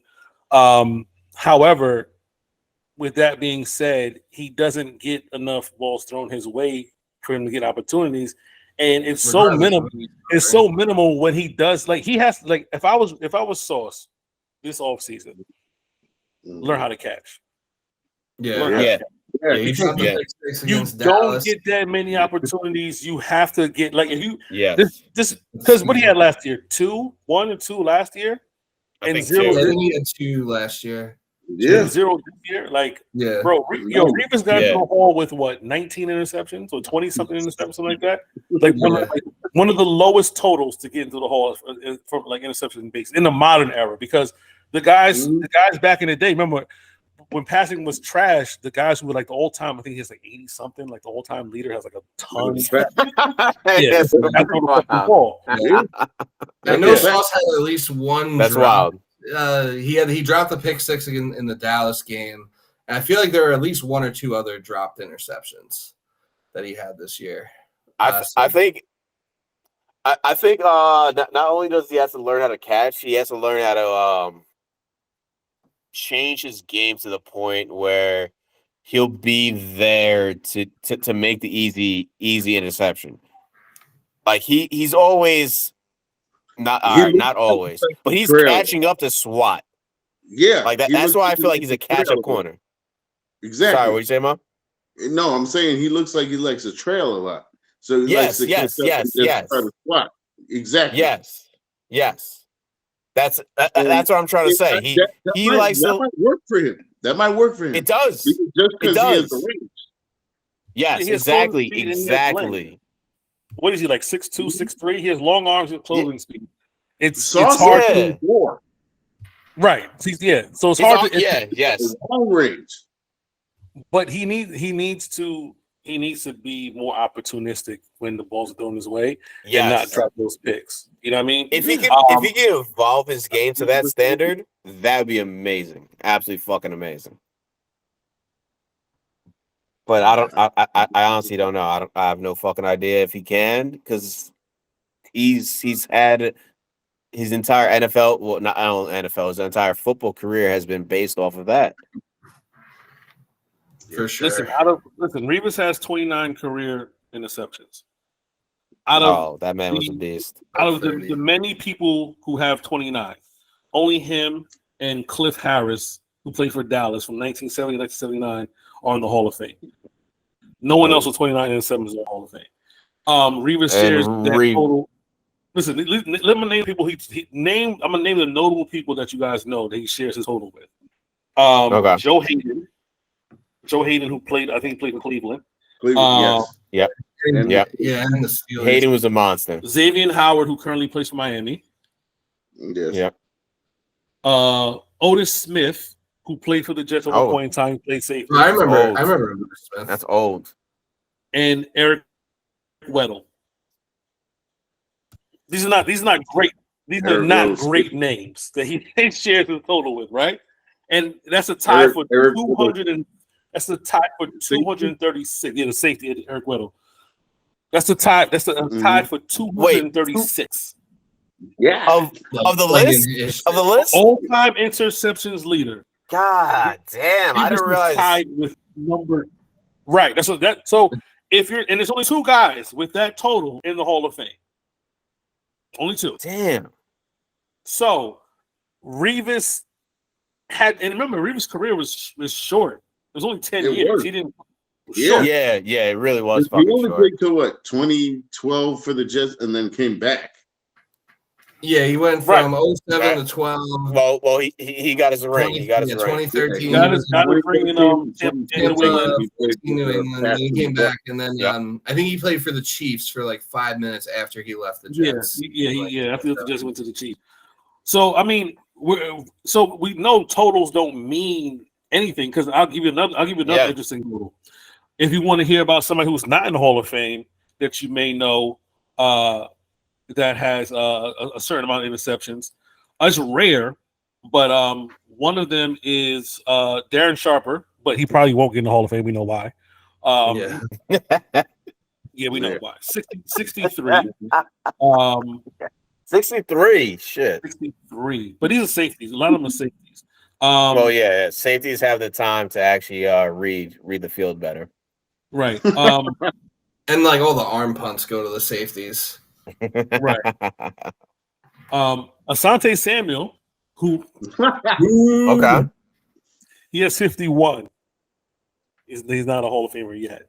I think that's probably why he's kind of. That's why he's salty. He'll make it. I mean, as someone who played corner, he should probably know that like getting interceptions, like there's more to being a great corner than getting interceptions. Right. Terrell Buckley, surprising 50 50 interceptions. Yeah, I mean, listen, man, interceptions are. I don't know. Like we talked about the stats like being something meaningless, interceptions and sacks. Kayvon Thibodeau had 11.5 sacks in the season, but people are saying he's one of the worst outside linebacker / edges in the league because he gets caught in the wrist. He had 11.5 sacks. How's that possible? But there's some advanced stats that suggest that he's not that good setting the edge, right? You can get a bunch of interceptions and not be that good because interceptions by opportunity. I think if they broke the interception stat to tipped ball interceptions, right? Yeah. Bad passes, Hail Mary, and you know what I mean? Because I think if you made an interception like a 4-layered stat, then we could see like how many interceptions you get off of last Hail Mary. Yeah, quarterback play should be evaluated the same way. Quarterback play, like how many incompletion interceptions was just it on, because the fucking wide receiver can't catch the fucking ball. That's not on me. Right. But if you go to the wide receiver, that helps out the quarterback too. Yeah. Well, it does. But that's where you have to have statistics that actually show what the actual gameplay show what they can actually do on the field. They have like the bad pass metrics and stuff like that. They have all those metrics. Yes. Yeah, they do. Yeah. So if they want to really split hairs and show what a cornerback does, you got to split it up because there's been interceptions I've seen, like the Sauce pick in Green Bay. He earned that. Like he fought for that interception, right? 100%. Oh yeah. Well, I think that pick got waved off or like it hit the ground. Hey, don't get me started on the still should have been one. Still should have been one. That also should be a stat. An interception that's been called back and it wasn't the cornerback's fault. Like, hey, you know what? If it wasn't for this, that's an interception. That would have been 6. Yeah. It could be an unofficial interception. Like how many unofficial interceptions you've had for a penalty that wasn't their own? And I bet you if they broke stuff down into categories, totals would totally shift. Everything would shift. Everything would shift. I think you can see the actual value in players if they had all those advanced metrics to be what they fucking should be. Shit. Yeah, but there's ways to like split hairs and nitpick with advanced stats too. Michael Carter pick 6 on KC, and then they call it back on Sauce for the Carter play, dude. Oh yeah, that might have been the most disappointing play that I saw called back this year. I don't know if it's the most disappointing. It was one of them. It's definitely one of them. 100% one. Oh fuck! Because that was a game-changing play. But that's where our advanced metrics should understand impact. Impact should have an like the leverage of the situation. Yes, exactly. That should determine whether or not this play is really worth evaluating alone. Yeah, I think there are some metrics that kind of measure that, like high impact. Like there's ways to do it, like high impact plays on like third down and stuff. Like there's ways that they can like manipulate the data to get that, but like maybe one day it'll be like more of like a thing. It's just like I don't know, be more efficient. Because then it becomes very subjective. It's like, okay, well, what is like define a high impact, like define like what's a high leverage situation? Because but that's not hard to define. Like if we're saying, all right, it's the third quarter, it's third and 7, and a corner gets an interception on a contested ball. That's a high value play. But if we're talking about first quarter, 1st and 10 on the first drive, and the quarterback is trying to basically throw a long punt, like a deep ball that gets picked off by a safety, is that high impact?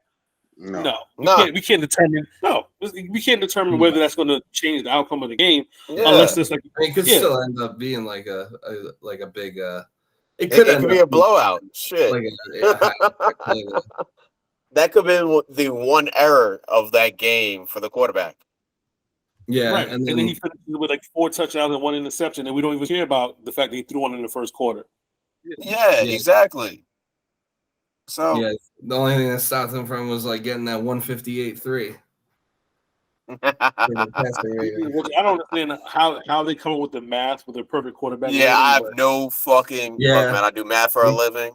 Like that one game, I haven't run Gino those had stats, but against Miami, I think it was Rex Ryan's last game of he had a perfect rating, and Gino had the perfect game.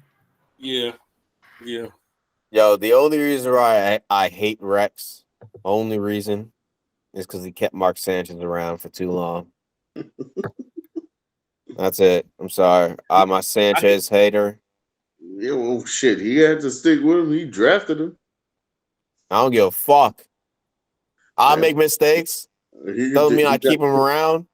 Doesn't mean I fucked the wrong. Yeah.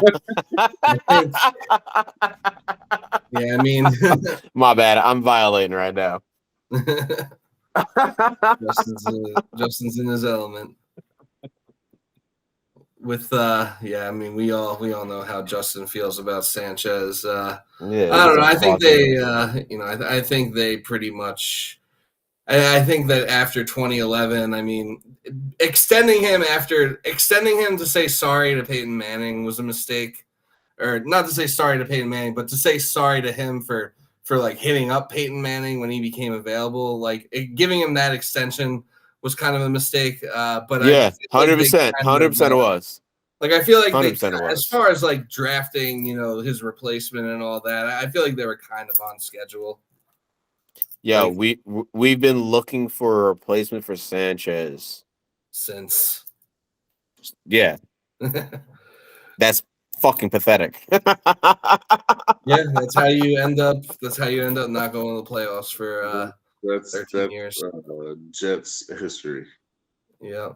Enough about history, though. Let's get into this. Yeah, let's talk about these playoffs. I think this is going to be a fun weekend rather. I got I got my whole playoff division set up. You want to Mo got his board. Bring out the board, Mo. Bring out the board.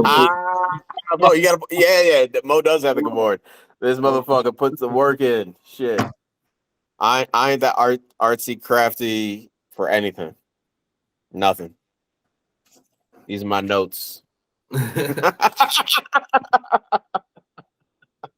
got he got like Velcro on it or something. We got Velcro and he did cutouts like. yeah. Man, I can't do all that. Our accountants like the relatives of like doctors when it comes to handwriting. Pretty much. Shit. It's all chicken scratch. As long as I can read it, that's all that matters. Yeah, as long as you know what it says, and I guess as long as you could tell other people what it says. Yeah, Kidman. If you're not taking my advice, you're doing something wrong. Yeah, or you can't read it. But yeah, no, I mean, Super Wild Card Weekend is always an interesting weekend of football. Yep. Now that the Texans are back in the playoffs, they have reclaimed their time slot as the Saturday 4:30 game, which is just always. I feel like something always chaotic happens in those games. I'm actually going to be going against the grain, and I'm picking the Texans. I think it's time to put this Joe Flacco shit to bed. I think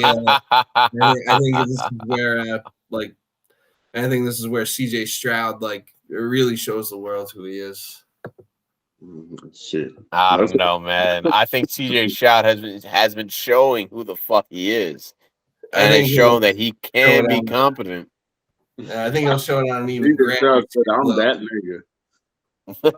Exactly. Whether or not he has a team around him, that's another story. But I think CJ Stroud is that nigga. 100%. Stroud has a team. I want to say they win, but I just don't want to go against Cleveland's defense. Yeah. That's difficult. No, don't. Look, Case, don't go against Cleveland defense. Go against Flacco. Don't listen to him. Flacco's gonna fuck up. No, say what you say and stick with your shit. Listen, Is anyone else a little salty about like this whole Flacco like being great thing? And Yes, 100%. 100% I am. 100% I am. 1,000% I am. I don't care when took what fucking 5 years off. Look, they setting this up so it could be Flacco versus old team, Baltimore. Yeah. And then they'll send the Ravens would whoop their ass. Whoop that fucking ass. I don't know. We'll see. Nah, he ain't getting there. He ain't getting there. No, he ain't. I'm not one of those Jets fans. I don't give a fuck if Flacco or this winning, throwing 3 interceptions and 2 touchdowns. Like, I don't give a fuck about that because it's kind of like the Trent Dilfer thing. Like we all know the defense. It's the Yo, remember? Trent Dilfer came in because I forgot who he was starting. They were starting a black quarterback. I forgot his name, but he wasn't doing good. And Trent Dilfer comes in and he wins like 7-0, whatever. And he was just chucking the ball, bro. Like it was just like he was just bombing the ball. He wasn't even good. Right. And Jamal Lewis was carrying. He had almost 2,000 yards that season. It's about the defense and the run game. You know what I mean? And if Cleveland is going to win, they're going to win because of the defense. It's not going to be Flacco in a shootout. I just don't know if the Texans. I don't know how good the Texans defense is. I gotta talk to the DJ about that. If the Texans defense can hang with Cleveland, it might be a closer game than we think. But he said Blake Cashman tearing it up right now.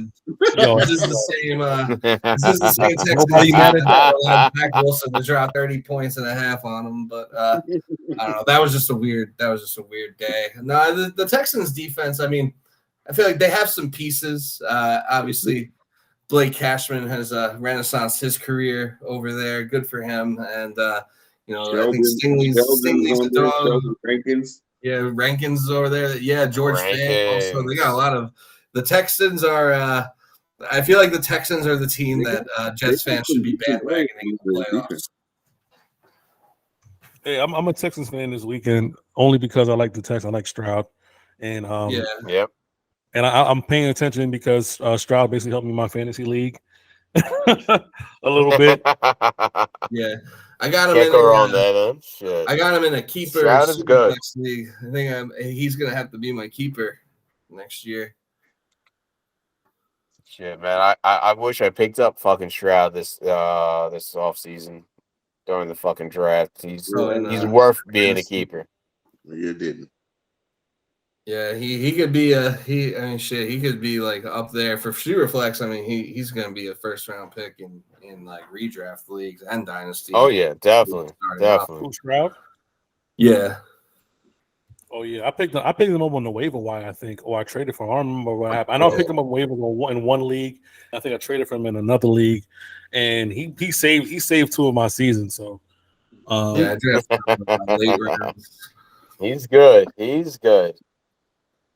Next we have the Miami Dolphins and the Kansas City Chiefs. This game will be played on 23 wind chill, negative 25 degrees. It's on Peacock, so it's on the cock.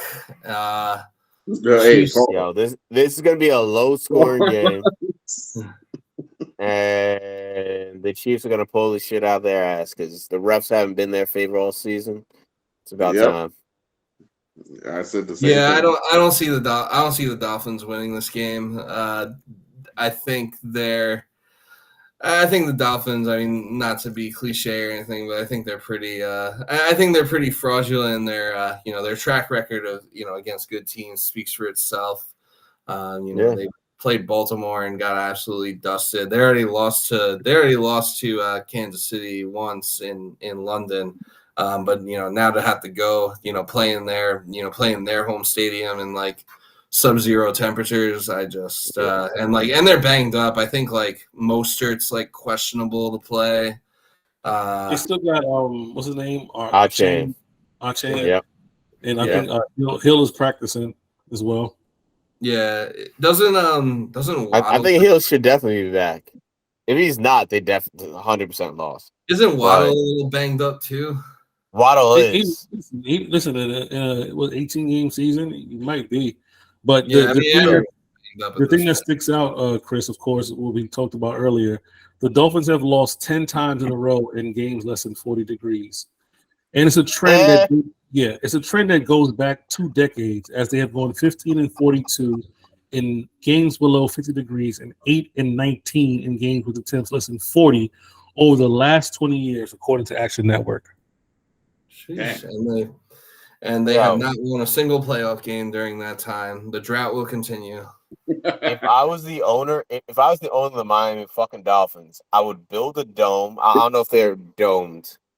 I have no idea what the fucking stadium is. I assume it's outdoor because it's good weather. But I would build it a dome, and I'd bring snow in. I'd make that shit cold all the goddamn time so they can fucking practice outside of Miami goddamn weather. Yeah. How many times they get cold there? In Miami, like hardly ever. They got to go play in the cold once every 3 years. You can't practice in beautiful weather and then expect it to translate into fucking New England. Into fucking Cleveland. Remember the Packers had a home streak in the playoffs because of the Lambeau shit. People couldn't go in the Lambeau win because it was too cold. So, it's just one of those things. I don't know how you fix that if you're Miami. You know what I mean? Like you said, you could probably just try to test them in extreme weather, but nobody's going to go through that shit. Like, bro, figure out how to win 12 or 13 games every season, win the division, and have home field advantage. And have home. That's on the way. That's a big ask. That's a big ask. Well, listen, history has said whatever, and I know if Kev was on the show, he'd be like, "Oh, you're a history buff, whatever." But hey, this history shit is bad on their part. Like they just can't play in cold fucking weather. So 100%. I don't think they're gonna do well. Tyreek is still gonna be Tyreek because he moves too fast for cold weather. But Tua, shit. He's gonna be fucking shivering. I have no faith in the Dolphins playing in cold weather, especially against the goddamn Chiefs. If I was Miami and I'm looking at the seeding, I'm like, all right, which team can we play on the road? We'll be fine. Yes, you played it. They only lose this game so that like who has a dome? Let's see. All right. Let's be the fifth seed. Like you let's go play in Texas. Right. They should be right. I'm like, how do we play the Texans? Because there's no fucking way. Like, we gotta play Pittsburgh. Oh, that's a loss. Gotta play Kansas City. No. You guys are bitches. Gotta play Buffalo. Hell no. Shit. What we gotta do? Win the division. Win the division or hope all the Eastern. Win the division. I hope all the Eastern teams that go in, the AFC East teams, either have a dome or play in like moderately temperature weather in January. Most don't. Most fucking don't. They had to set up against Houston. Yeah. Yo, exactly. That's their best option right there. Help San Diego get to the playoffs. Like, hey, if I'm Miami, I'm tampering with everything. I'm helping everyone else get to the playoffs. Like San Diego, all right, we're gonna lose to you guys this week. What are you right now? On purpose. Yeah, you're the 7th seed. We need you to be the 6th because we're not. We're playing our backup. Don't go that hard, please. Yeah, please. We'll see you in the playoffs. That should be fucking funny. Imagine planning your playoffs like you're gonna make the playoffs, but I'm just planning what teams I'm gonna face for the weather. Bro, you gotta do it this time of year. With that much of a losing streak, you have to you're hoping that you're playing a dome team or a team that's like San Diego, Houston. Who else? Dallas is in fucking NFC. AFC. Jacksonville. Yeah, but they didn't make the shit. Tennessee would be like hit or miss. Yeah. The Colts, just like Kansas City. Kansas City could be warm. The Colts have a dome. Vegas. Yeah. Vegas, Vegas, San Diego. Definitely not Denver. Definitely not KC. No. Yeah, I mean that's pretty much. Yeah, it's pretty much it. Those Or help the Jets out and get an easy wild card. yeah, like it's not gonna be that cold. It's not gonna be that cold here Sunday. Yeah. Oh, man. We can run the ball 90% of the time. Yeah, We'll still win. Breeze Ball was going to get like 500 yards. all right, so we are all taking the Kansas City Chiefs in this game. It sounds like. Yeah. Yep. Move on to the Sunday, the Sunday games. Kicking things off, we got the Steelers and Bills, who will also be playing in like 20 feet of snow. The Bills are currently paying people $20 an hour plus free food and beverages to shovel the snow in their parking lot. That is how dire the situation has become there. I'm sorry. $20 an hour? I got that shit for fucking shoveling my neighbor's fucking as a child. That's all they're paying? Fuck out of here. Yeah. That's wild. That's wild. Yeah, they're paying $20 an hour to shovel snow. Yeah, yo, man. I'm fucking knocking my neighbor's door. Yo, I'll take care of your driveway and your sidewalk. It'll take me fucking 30 minutes. $20 an hour. Times, man. It's different times. Yo, fuck out of here. Inflation ain't hit that hard. Yeah. I need 30. I need at least 30. To shovel stadium snow? Yeah. Fuck out of here. Yo, first off, you're giving me tickets to every playoff game. And if y'all knocked out the first game, give me season tickets. I'll take that. Yeah, if they get knocked out after round one, give me tickets to opening day next year. Yeah, that's wild. Word, no ticket compensation, nothing. Yeah. I think all right, so when it comes to this game, right, it just all boils down to what the stadium condition is going to be like, and then when you figure it out, it's still going to be Buffalo, right? You really can't. Like no TJ Watt. Especially, TJ Watt's out for like a few weeks. Pitt's definitely losing. I don't know. Mason Rudolph has been a bit of an upgrade for them at quarterback compared to like Kenny Pickett and. It doesn't matter. TJ Watt's their team. TJ Watt is their team. They're like they have some crazy record of like they have some crazy bad record in games that he misses. I don't know it off the top of my head, but they have like a very good record with TJ Watt and a very bad record without him. Since Watt's rookie season in 2017, the Steelers are 1-10 without him. Wait. Yeah. Since what year? Oh, yeah, you're right. Since 2017. God damn. 1-10 without him. God damn. And the Steelers have had a winning record every single year.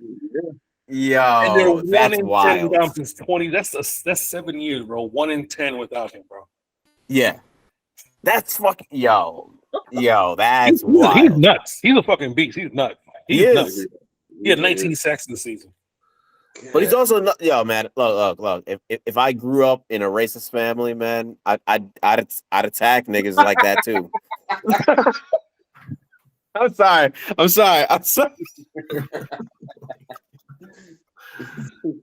I can't believe it. So with that, we're all picking the Bills. It sounds like. God damn, I'm a fucking idiot. Oh my God, yo.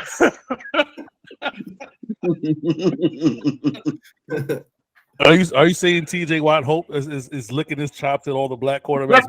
Yo, man, I think TJ's the least racist out of all. All right, I think he's the least racist out of all. If the Steelers do somehow win, he'll be trying hard to play against Lamar in the following week. To get back to that Lamar Jackson game. I think Bills win, but for some reason I think that the Steelers will be like a little frisky and a little competitive in this game, and I hope so. Somewhat interesting. Man, I gotta get a disclaimer. Anyone listening, don't take me for that for my fucking bullshit. They don't know who you are. I know exactly. I keep my presence unknown. The opinions expressed by Justin Armstrong may or may not reflect the opinions of the All Gas No Break Pod. We'll leave that. It's all fun. Or its affiliates. And then we have the Packers and the Cowboys. Another one. Another one that seems like it could be another matchup that seems like it could be an ass whooping. I don't know. I kind of give. The I want the Packers to win. I want the Packers to win. I mean, I got the Packers winning. Oh, Nice. you are. I do. Wait, yeah. Mo, you gonna bet on it? This is my hot take for the whole wild card. No. But are you gonna place a bet on it? Oh, I don't know about that. I got it on my board right now. I don't know. I showed Case and Hacker earlier. Yeah, that's right. He does have. All right, but no. But I can make any bets with people. I'm talking about sports betting. You're gonna try to make money off it. Oh, you trying to bet me? Oh no. I'm saying, are you gonna try to make a sports bet where you have the better odds? A money line wager on the Packers. Put it on the money line. Put it on the money line. They are plus 265 on FanDuel, which is pretty. Would good. you bet that money line? I'll do the spread. I ain't doing the money line. Yeah, they are. They're plus 7 on the spread. Plus 7. Listen. It's if you want to find a storyline, it's McCarthy and the Packers. I think it would have been a better story if Rodgers. Right, but it would have been a better story if Rodgers was there. So it's not really a big story because it's Jordan Love's first game and stuff like that. The Packers, making it to the playoffs without Aaron Rodgers. That's the story. But I don't see the Packers winning. I think Dallas is just too good. Yeah, they are, especially at home. It's 16 game winning streak at home. It would be it's wild. It would be very Cowboys to have all those wins at home and then lose in the playoffs. Yeah, it would be. But because the Packers. I mean the Cowboys. They're way too stacked to lose a game like that. And like I'm kind of reaching just because I'm trying to be a hater. You just need to you're in Texas surrounded by them. So yeah. You live down there. You got to be a hater. If the Cowboys really do lose this game, then I don't know what to say. Oh, they lose. Mike McCarthy is. I mean, even though Jerry Jones is not gone, if they lose, I think Mike McCarthy's gone. I think the bullying and the peer pressure is going to kick in if they lose that game, and McCarthy will be out. And then they're going to hire Vrabel. I guess that's how they would. Mike Vrabel get another job. I swear to God, if they fire Mike McCarthy, Vrabel will be the first one he line up. If he doesn't get a job, why not Belichick? Why not Belichick? I'll fire Charlotte and take Mike Vrabel. Jerry Jones will never hire a big name coach like that ever again. That can outshine neither Jimmy Johnson. Oh shit. Parcells. That's not happening again. That's not happening again. The Parcells shit. When the Parcells shit happened, people were like, "Yo, Jerry must be off his meds," because Bill being who he was, it was like, "Yo, you're hiring Bill," and I think that was his last time coaching because it was his last time coaching. He was done after that. Like, no, we're not doing that. Right? Yeah. Because Jerry runs the team different. Jerry's a different breed. He's the show. He's the fucking show. Yeah. Yes, 100%. He can't have a coach overshadowing him. You want to talk about somebody that runs the damn team? Yeah, he does. He does. That's why one team lasted so long. That's why what's his name? That bootlicker lasted so long. What's his name? Before McCarthy. You know what I'm talking about. Jason Garrett. Yeah, that's why he lasted so long. He's a pushover. Everybody know that. He's a pushover. He wasn't going to say shit bad about the organization, about the team, nothing. Jason Garrett lasted longer than he was supposed to. Yeah. Yo, you calling Jason Garrett a bootlicker is fucking phenomenal, and it's so true. Yeah. Also, can't forget if we're talking about bootlicker coaches, can't forget about Jack Del Rio and Del Rio, the dust up comments. How January 6th was a dust up. Fucking idiot. A misunderstanding.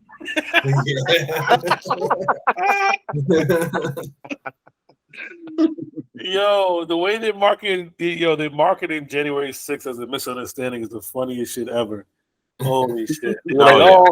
Ashley Babbitt wasn't doing nothing wrong. It's like she was fucking around and found out. You know what I mean? No, I'm sorry. To this day, she deserves more punishment. Bro.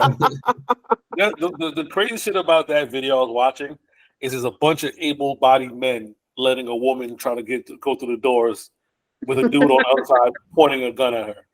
Like the dude with the camera was like, bang, oh shit. Oh shit, didn't see that coming. Now it's a problem. Right, now it's a problem. The cops were like, you got her.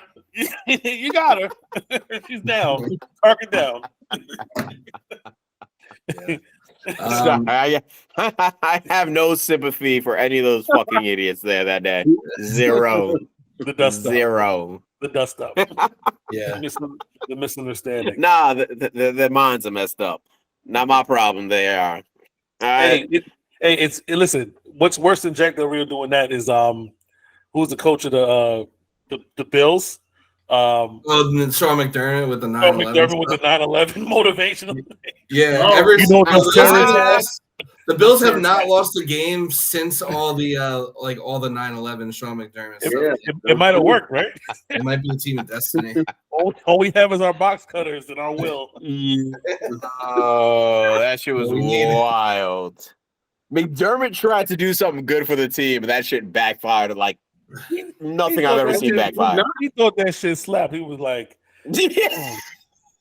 "Was you kind of did?" Yeah, right. No one will misunderstand the message here. They finished 5-0, right? Yeah, right. They've been winning ever since. Can you imagine they beat the Steelers and they all like celebrate with little like replica box cutters, like yeah, yeah, coach.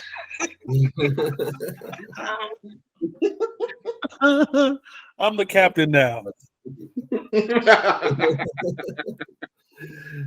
Yeah, okay, so you gotta stop. You gotta stop, man. You gotta stop. You're gonna fucking kill me now. Just like the goddamn. Yeah, so I got the Cowboys winning this game, but I don't think it's gonna be like as much of a massacre as January 6th. No. I'm gonna take the fucking Packers only because I don't want to see the Cowboys win. Oh, I respect it. Probably the best game. Probably the best game of the week. We have the Rams and the Lions. The first. Monday night's gonna be the best game of the week. Monday night's gonna be the best game of the week. No, this game's 100%. Gonna be better. This game's gonna be better. We got the Rams. We got the Lions. First home Lions playoff game in like 30 years, quite literally. Yeah. The Jared Goff versus Matt Stafford revenge games against their old teams. And look, the Rams win no matter what. The Rams win no matter what. Sorry, not the Rams. The Lions win no matter what. The Lions win no matter what. No, the Rams are going to win. Rams. Oh no, the Rams are going to win the actual game. But tearing that bitch up. Just in the sense that they won the war. That's what he said. They won the war. Battle may not be won. That's what I'm trying to get to. Shit. This is gonna be the best matchup, the best storyline, the hardest game to predict. I don't think y'all realize how bad the Eagles gonna lose. Well, we'll get to that, but I just don't think the Rams. I don't think the Rams are going. Their defense is good enough to beat the Lions. If the Lions remember that they have a top offense, they'll win going away easily. But the Rams. The thing about being a hot team going into the playoffs, the Rams probably the scariest team to play right now because of the way they finished, because they weren't supposed to be in the playoffs. But win over the 49ers, you beat the Saints, beat the Commanders.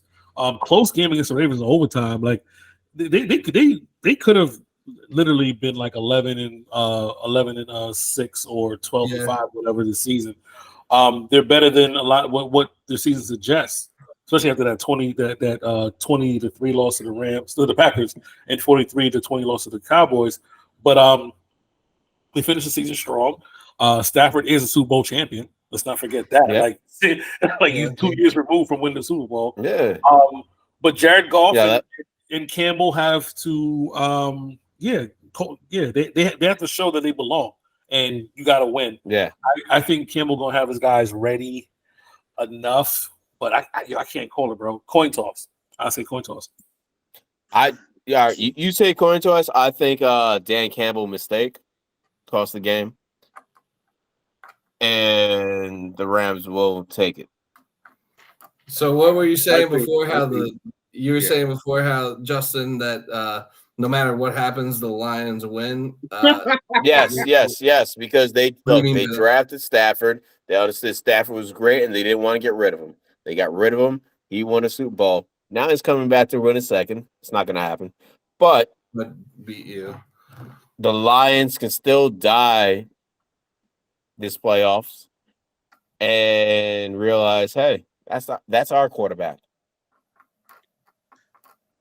I'm saying Stafford is a fucking dog, and Jared Goff. He is. He is that dog like Stafford is, and he withstands injuries all the time. I think he can carry the team himself. Jared Goff. He's getting a little old. He needs Puka. He needs Cooper to do some work. I don't care, but I can do it. I'm definitely taking the fucking Rams to win it. I'm taking the Rams too. And if the Lions, I feel like if I was a Lions fan, I'd be like, hey man, that's Matt Stafford. I can't get mad. I can't get mad. No, I think this game's gonna end up with like a field goal decision. Nah, I don't think it's gonna be that close. I think it will. I think it'll be close. We'll see. Anyway, let's do the last game and let's end this shit. This is the game. This is the game of the weekend. Right here. Right here. We see the Eagles be the bum-ass motherfuckers they've been for the past, 5-6 weeks? Yeah, maybe. They were 1-5 in the last 6, yes.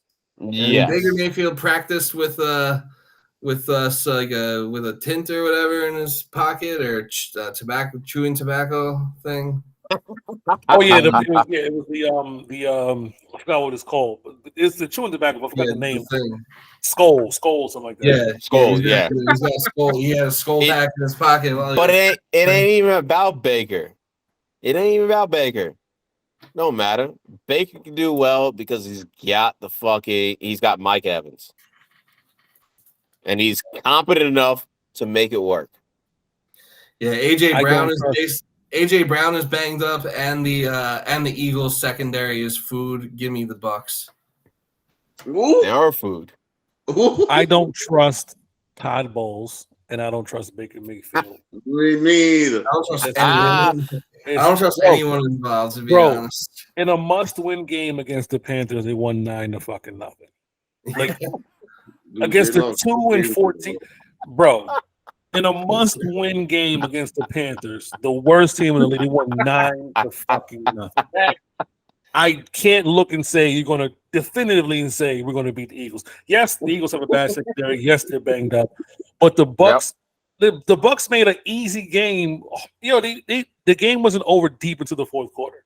Like, come on, bro. Like against the Panthers, come on, bro. Look, I don't blame the Bucks for that. I blame the coaching. Mostly because I feel like the coaching was like, oh, yeah, we got to scheme for this shit. That is bullshit. Who the fuck are you scheming for? Like, what game plan do you have other than to beat their ass? That wasn't the game I watched. I'm sorry. I think the Bucks, they achieve a higher level when they face better teams. When they face shit teams, they're just like, oh, well, we got to kind of play this to this fucking standard. Whatever. Doesn't matter. They play up and down their competition is what you are. Yeah, so I think Baker can reach that level. He has a talent around him, and the defense is better than the fucking Eagles have been. And Jalen is not the fucking Jalen we thought he'd be this season. We thought he'd take a step after reaching the Super Bowl last year. We thought, oh yeah, he's gonna be Mahomes level. Yeah, he's been exposed a little bit as a bit of a tush push merchant, if you will. Yeah. And look, I'm a fan of the tush push. I'm a fan of it. I don't think it should be eliminated. I think it's football in its purest form. Exactly. If you can't fucking defend against it, that's your fucking problem. Yeah, it's the O-line is what makes it work so well. Other teams try it and can't do it. Yeah. But look, this is our last year. Kelsey's going to dip out after the season. I don't know. I mean, I think Kelsey's retired. He's going to go try to play with his brother in Kansas City, help them out. Yo, 100%. I'm down for that. 100%. 100% I'm down for that. Find himself. I'm not a Chiefs fan, but I would just love to see. Hey, take a 1-year deal. You need help in the offense. Find yourself a Midwest baddie and go on some double dates with Travis and Taylor. Right? Yeah, your brother just got engaged. There's gonna be a wedding in Kansas City. Take a little 1-year veteran deal, 2-year, just to be around your brother for the rest of your. You know what I mean? Just to say you did it. Yeah. And possibly another ring or whatever. But yeah, the Eagles lose this game. The Eagles lose this game. They're done. Serrani's gone. They're breaking the whole shit up. They're fucking that off if they lose this game. So I think the Eagles have more to play for. Yeah, I think the Eagles have more. No, I think the Eagles have more to play for. Serrani's on a game plan the shit out this game, and I don't think Todd Bowles has the mentality to no. Put his. I'll give Serrani the edge over Bowles. Yeah, 100%. Because Bowles is really just straight defense. He doesn't understand any other portion of the game, even while he's watching film on defense, all he sees is fucking defense in my mind. Yeah. So I'll give Serrani that edge. I don't think it'd be enough because the Eagles just haven't been that team all season. All fucking season. And this is exactly why I think they'll overcome that. Because now it's playoff time. Yeah, that's when you're gonna step up. Exactly. Yeah. No, you should, but look, this is Who's playing? Not a sport when you can just hop in and step up then because it's not based off of a 7-game fucking playoff. They lost 2 games in a row. Yes. Horrendous. Horrendous. Why they would change their shit up. All right. Well, listen. You start off 10-1, you finish 11 and whatever. You go from winning the division to be the 7th seed, whatever in the playoffs or something like that. Yeah. Listen, if they don't step up, right to your point, Justin, they don't step up, and I don't expect them to step up. It's over. Like I mean, so they're playing for their lives. They're like I mean, yes. They're already throwing the book at Hurts like he may not be the guy. Serrani. Dan, who's the fucking Matt Patricia? I don't know why they hired him for defensive coordinator. Like this could also be the end of the security guard too. Yeah, the Italian security guard fucking up players. Like they have to win, and I think for a franchise, whichever franchise wants it more, I don't think Bowles has it in him. Like fuck Bowles anyway. I don't see colored Todd Bowles. Fuck him. I never liked slightly more talented Johnny Manziel. I mean, Baker Mayfield. Yo. That's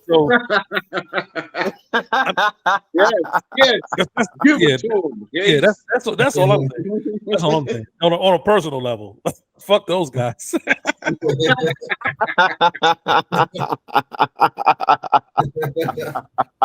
Football level, I don't know, but personally, fuck those 2 guys, bro. No. And I need the Bucks to lose so Mike Evans has more incentive to try to come to the Jets. Fuck out of here. No, look, I take Evans on the Jets any day. 100%, I'd take him on the Jets. Absolutely would. I don't think it's going to happen, though. No, it's definitely not going to happen. Definitely not going to happen. But it's also not going to happen the same way that the Eagles are just going to fucking kick it up I on just Monday. Tweeted Tay Adams. You just retweeted him? You down to join your buddy on the Jets? Oh, you nice. Yeah, let the recruiting begin. Yeah, they're gonna try to make that happen. I think the Raiders look at the Jets like, yeah, all right, whatever, buddy. But you know what? But I'll say this much. I'll say this is my last point. I definitely got to go. The Raiders have a money issue. Yeah, they do. They're like asked for. Right. So you gotta get that contract off the books.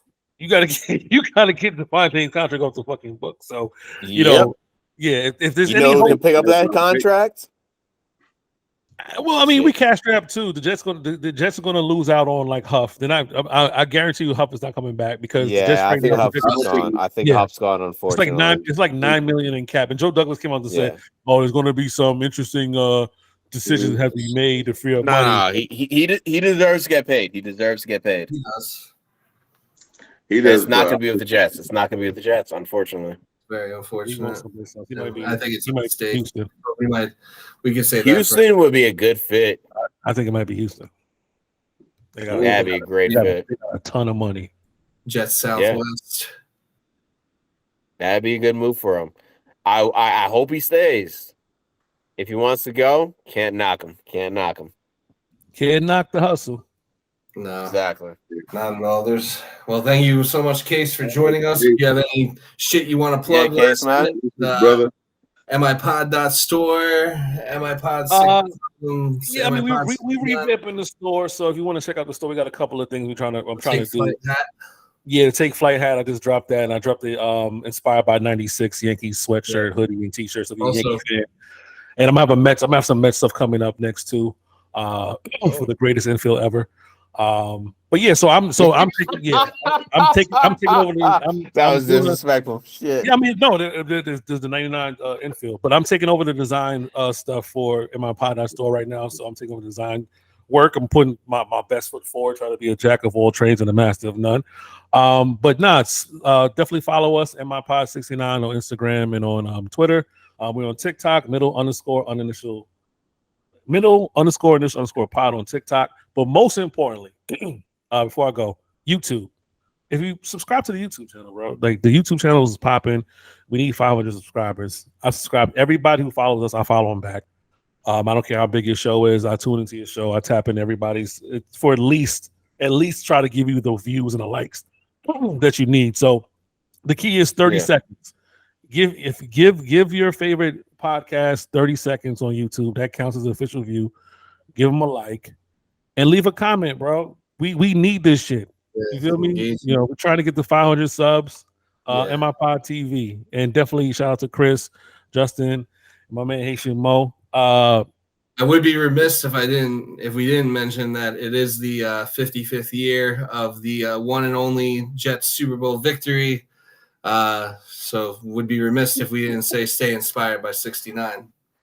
Definitely stay inspired by 69. Appreciate you guys, man. Anytime I'll do it. You know, Chris, I told you, you've been nothing but loyal to us and supportive of us, and I definitely support anything you guys got going on. No doubt. We appreciate you coming on. This was a lot of fun. Peace. Wagwan, Case. Wagwan. Wagwan. Wagwan.